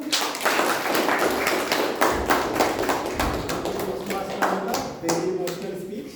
Thank you. 1 minute silence for the feedback.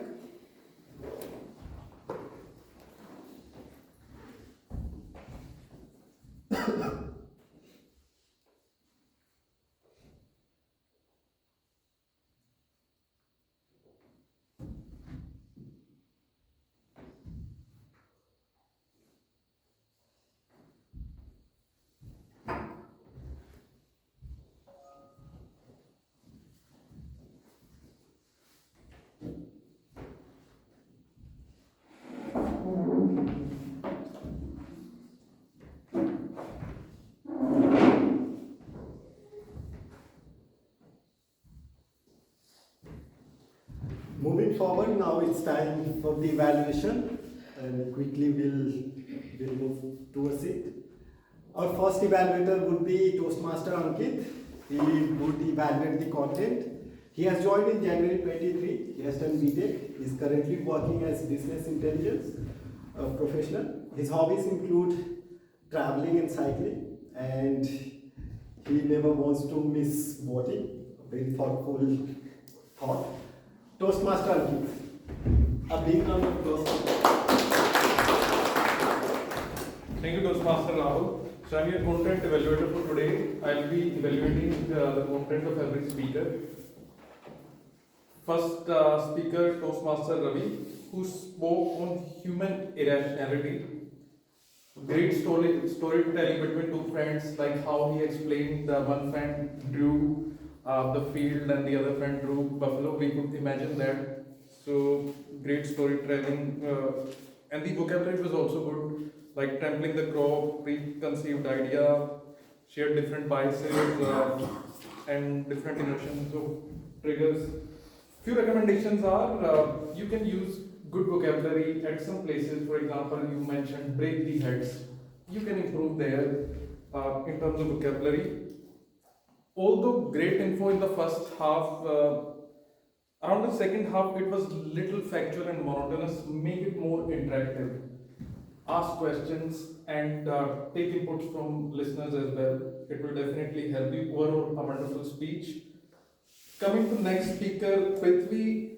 So his topic was something related to postgrad, and he spoke around that only. Great content and good structure as well.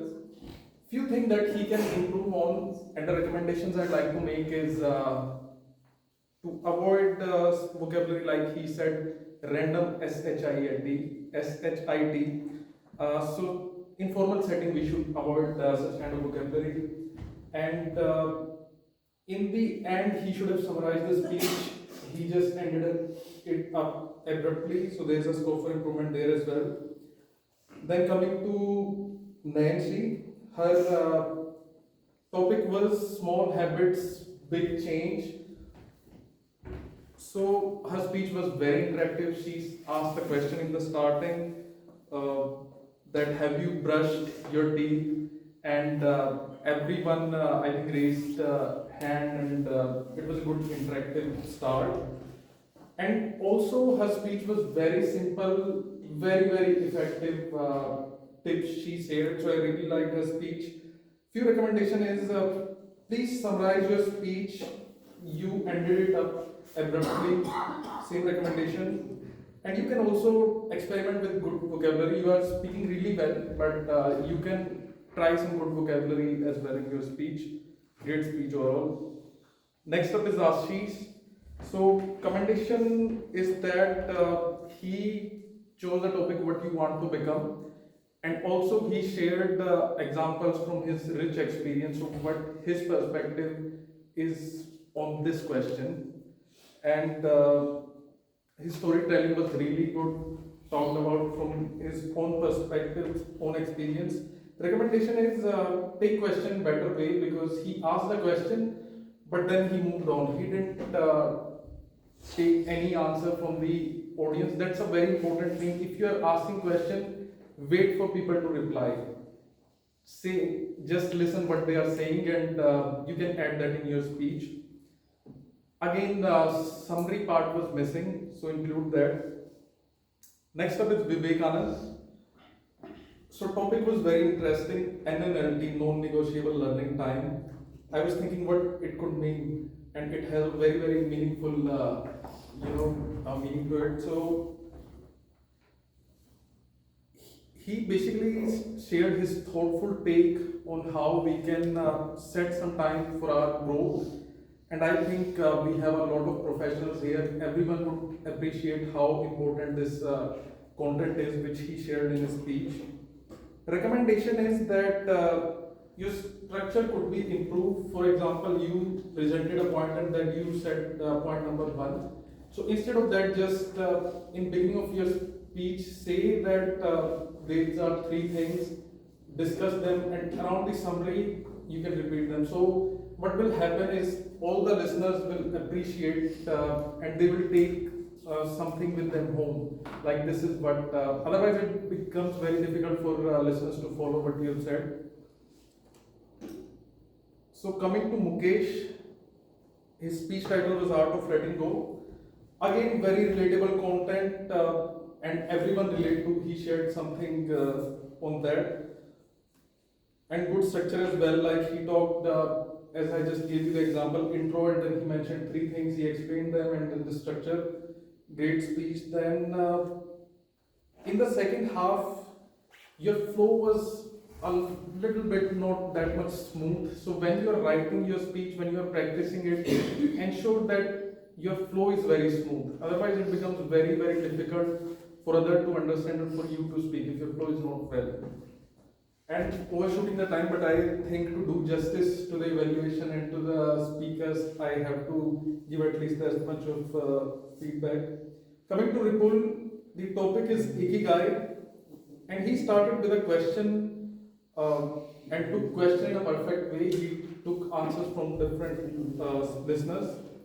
Your content was very meaningful and very useful, I believe, for everyone. And the recommendation is to avoid going blank. Practice your speech very well multiple times in the advance. Because going blank on stage, I think it happens to best of us. And all the speakers I've seen here, in the beginning of their speaking career, they might have gone blank, most of them. So please give a round of applause for Ripul. Next up is Zahra. Her topic was generationally fussy. So your storytelling is remarkable, how you express everything, it's really good, so keep that up. And you express different dynamics of relationships very well, like your interaction with kid, your interaction with your mother-in-law, and how you explain your granddad as well. Phenomenal way of expressing. Recommendation is when you are making transitions, like your interaction with your nephew, then your interaction with your mother-in-law. So how you are moving from one scenario to the second. You just started it one after the other. Just tell people this is the age range, talking to kid and then talking to a middle-aged person, then going to a really senior person like your granddad. So the transition should be inform to the listeners. And around the end, you could have shared a message, a meaningful message, because giving a good speech is one thing, but you should also give a meaningful message that the listeners can take home, that they can make sense of. So these are the recommendations. Coming to Muskan, illogically marketing, very relatable examples you gave, and how you shared your take and perspective on different marketers and how they play with us and our psychology like we are puppets. It's really a unique kind of perspective shared. I really like that. Recommendation is that you should talk at a comfortable pace. You were speaking at a really fast pace. I am not sure how many people were able to follow that, but you should try to speak at a comfortable pace. And the other thing is, you said speed बढ़ा देते हैं, लेना 1 लाख का था. So this is an English speaking club. Always translate to English. Did I not do that? You did not do that. Otherwise, I would have not shared this recommendation. So moving to next speaker, Snehlata. Reflections 2024 was her topic. So she shared, her speech was a little bit humorous at some points, like advice 101 to MCTC, good humor there, and then there's some good vocabulary as well, like epitome of conclusion, exacerbated, I'm not sure if I'm pronouncing that correct. Then good message around the end as well. So great speech. Recommendation is there's a definitely scope for improvement in the structure of the speech. Your transition, there's a lot of scope for improvement in the transition as well and the structure of your speech. And always, if you are explaining and expressing something, take due time for that, because a lot of times your transition was haphazard. Like you are explaining something about your kid's performance or something, where you made some gesture, it was abrupt. So always give due time to that. Coming to the last speaker, Amita, emotional Amita, that was her topic, and she gave relatable personal stories, like between her and her friend. It happens with a lot of us, I think.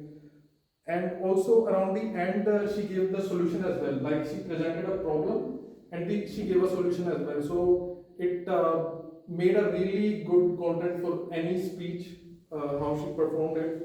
The recommendation is make it interactive, like it's only you speaking. You could have asked like something that happened with Madhavan in 3 Idiots. Has it happened with any one of you? I think it is something which makes it a very interactive speech. Overall, I'm done with my evaluation. Thank you everyone for listening. Toastmaster Ankit. Since Toastmaster Ankit has already covered a lot of aspects, for the subsequent evaluators, keep it short. Just use 2 to 5 lines max per speaker, because again we have limited time. Next evaluator is Toastmaster Kritika. She would be evaluating body language. She joined in December 24. She has done CA and currently working with PwC India. Her hobbies include running, watching web series and dancing. And one thing she would like to do for the country is to work on education and hygiene awareness of children in slum areas. Very thoughtful. Toastmaster Kritika.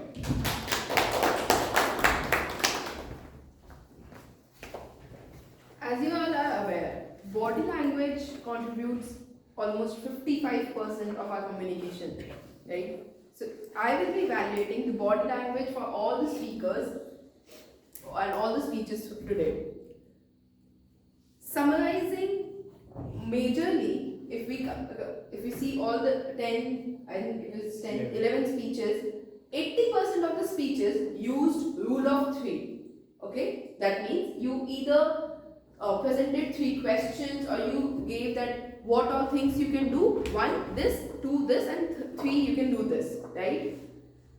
So when you present that and in your speech, and then this was missing for many of them, so that is why I'm just concluding entire, and I can give one-on-one feedback after the session.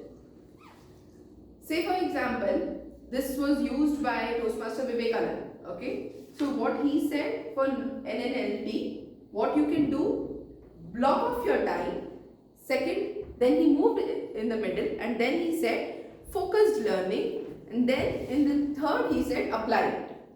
Right? This gives a visual impact into the audience, and they will remember first is this, second is this, and third is this. Right? So this was missing in many speeches, and there was a lot of maybe front and back movement instead of this three movements, which will help the audience visualize that. Right? So this can be used. After the session, I can one-on-one, I have written where you could have used this in your speech. I can share that one-on-one separately. Second was facial expression. Some speeches had wonderful facial expression, like maybe I would say Toastmaster Muskan, she was smiling the entire time on the stage. Toastmaster Zahra, she was smiling the entire time on the stage. So when you are on the stage, I know you are having butterflies in your stomach, everyone is nervous, whatever number of times you have come on the stage. But just put on a smile and everything will be good. So smile is something you should have. And third was a conscious movement. There were some speeches where I could see that the person speaking is trying to make conscious movements, but I would just say that push yourself a little bit more for such conscious movements, and the recommendation for that would be to practice your speech in front of a mirror. Conscious movements, what I mean to say is, while we are speaking, say while I am speaking right now, I can move here, so maybe I'll say here and then I'll say here, I can move around the entire stage, but that would not be a conscious movement. Maybe how conscious movement you can make is, while you are practicing your speech, you say that yes, I will go to this side of the audience for once, I'll speak in this way, and then I'll go to the right side of the left side of the audience and say in this way. The conscious movements both for hands and in your entire body over the stage would be good. I think that's all from my side. I can give one-on-one feedback later. Thank you very much for the wonderful evaluation. Finally, we have vocal variety evaluator, Toastmaster Dipanshu. He joined in September 2018. He is currently serving as the president as well. He has done Bachelor of Architecture from IB University, Delhi. And he is working as an architect at Atkins. His hobbies include music and enjoys learning new things. And he wants to make it safe for the women to travel freely in the country. Very thoughtful. Let's welcome Toastmaster Dipanshu. A big round of applause. Thank you for the great introduction. You could have used a better photo. So, a disclaimer to all the speakers. Of course, there was more commendation and recommendation, but in the interest of time, I will be focusing on the recommendation part. So, also only one recommendation, so please bear with me. It's not like that there was only recommendation, there was more commendation, definitely. Yes, starting with the first speaker, Toastmaster Ravi. What I really liked was the voice modulation you used, that human beings are irrational. No, human beings are often irrational. That was a good use. Only recommendation when you were talking about the argument phase, how people argue, you could have dramatized speech by raising voices. Use the voice modulation to add more drama to the speech. In the message part, in the conclusion part, it could be slow and with pauses so that people know what you are saying. Second, Prithvi, I would recommend to have a slow pace. I found that you were speaking a bit faster than your normal natural tone. I assume it was because of nervousness. So speaking in a slow, confident pace, being composed on the stage, really shows that the speaker is confident. Third speaker, Toastmaster Nanshi, I really admired the attempt in the improvement voice modulation. Definitely a big jump from the icebreaker speech. My recommendation would be to just have long pauses, as it was a lot of information in the speech. So having long pauses will give some audience time to think, okay, this is the message that the speaker wants to convey. So I think a long pause would help there. Toastmaster Ashish, Good command over language. My recommendation for voice modulation would be to add more enthusiasm in the speech, because some drama, having that enthusiasm that you're taking over all the auditorium, it really helps. It will make your speech much more confident, and will the audience will look to you as a speaker who has come with a lot of preparation. Our next speaker, Toastmaster Vivek, good pace. I think it was really well paced for a speech which had a strong message, a strong information to be told. Same recommendation, I would think a long pause, a bit more enthusiasm would really help the speech. Toastmaster Mukesh, I feel the pace of speech was perfect.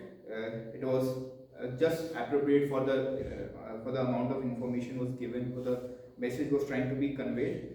Only recommendation, I feel that a bit more energy, a bit more enthusiasm in the speech would have really, moved the audience. Okay, this is what Mukesh is trying to convey.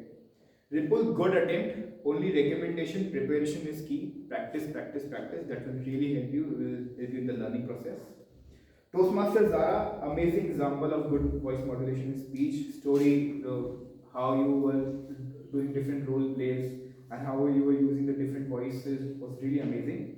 I felt when you were talking about the phase with the conversation with you and your mother-in-law, I think a long pause or some pause would really help, because I think that part was a bit more emotional. So that I think would help the audience to feel that emotion. Pauses really help in that.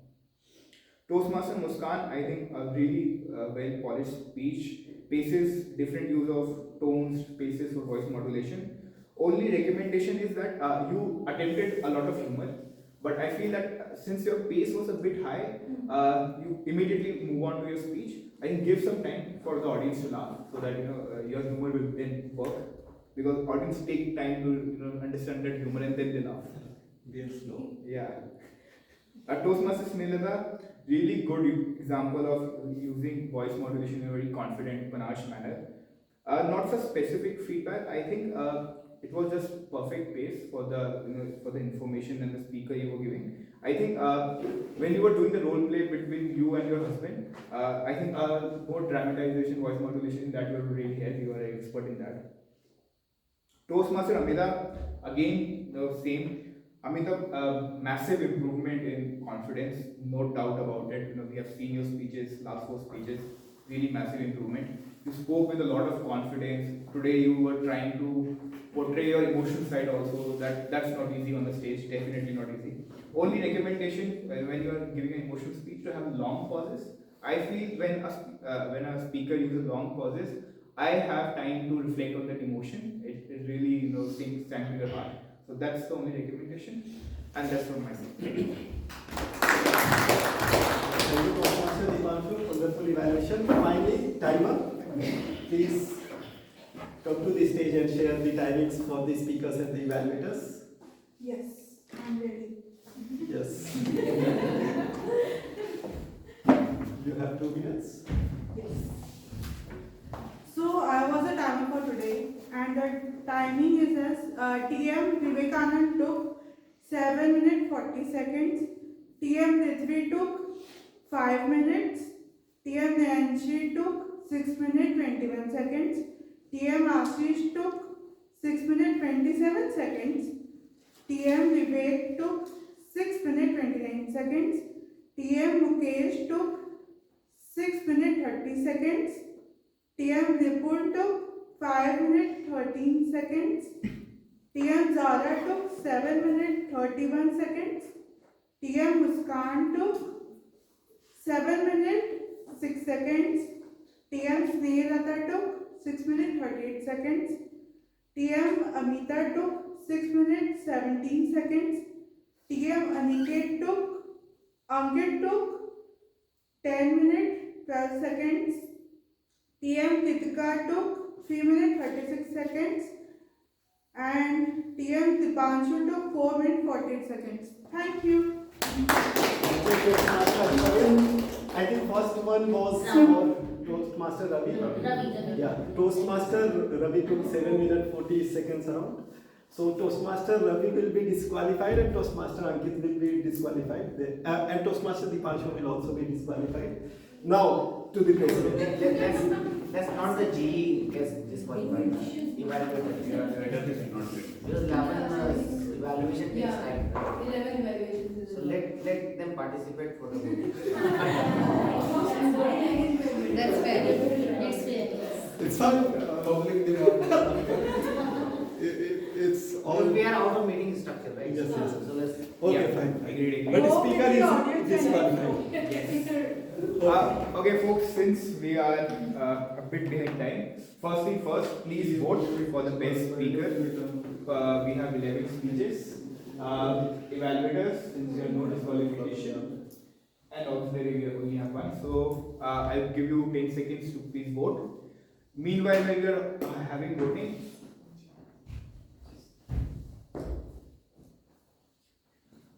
meanwhile we are having voting, I will reach out to the guests one by one. Please share whatever you like to about today's meeting, any feedback you have or the experience. So who would like to go first? Sir, would you like to go first? Yes. Yes, so that was a wonderful session. I really enjoyed all the speeches, and I am really looking forward to join the club. Thank you very much. Second guest, yes. Ankit. Yeah, it was really interesting and insightful to see all these speeches, right? Because in normal communication we don't see voice modulation, feedback also. So I really enjoyed that, and yeah, looking forward to Thank you very much. Yeah, so every time I come here, this is my second or third time, and I very soon, I think next time I will join. Every time I come here, I find new faces and new speakers, and also very positive energy in the speeches. The way we evaluate here is also great. So this is my first time joining Toastmasters. I had joined a long time back, but then the way we evaluate each and every person with proper methodology and process, that I really enjoy. And also there are always meaning in the speeches. I enjoy those speeches where they have a message or a meaning for the audience. So look forward to joining and enjoy good use of that on Sunday. Thank you. Thank you very much. Yes, your feedback. How do you like today's meeting? Any feedback? Hi everyone, good afternoon. It's my second time, so I feel good second time. Thank you very much, sir. Yes, ma'am. Yes, it's very nice coming here. And the way how you conducted the speak-a-thon is very good. Almost 11 speakers are there. The time limit will be usually there, but I really like how it was conducted. And all the speakers are also very good. Thank you very much. Just for your information, she is the BP education from Gurgaon Waiters Toastmaster Club. So anybody wants to give a speech, please reach out. Yeah, they meet on Saturday evening, 5 to 7. Yes. In nearby to our Very good club. Sector 44. Yeah. Sir, your feedback. So it was very interesting to know different people experience, and I'm really looking forward to share my own incoming session. Thank you. That's how you are member. Do we have any more guests? Sir, last. I did. That's who we have. Yes. Okay. This, do we have the results? No. Okay, so the two announcements again. We have the ISC contest in the next 2 weeks, which is the 9th Feb. So please start preparing your speeches.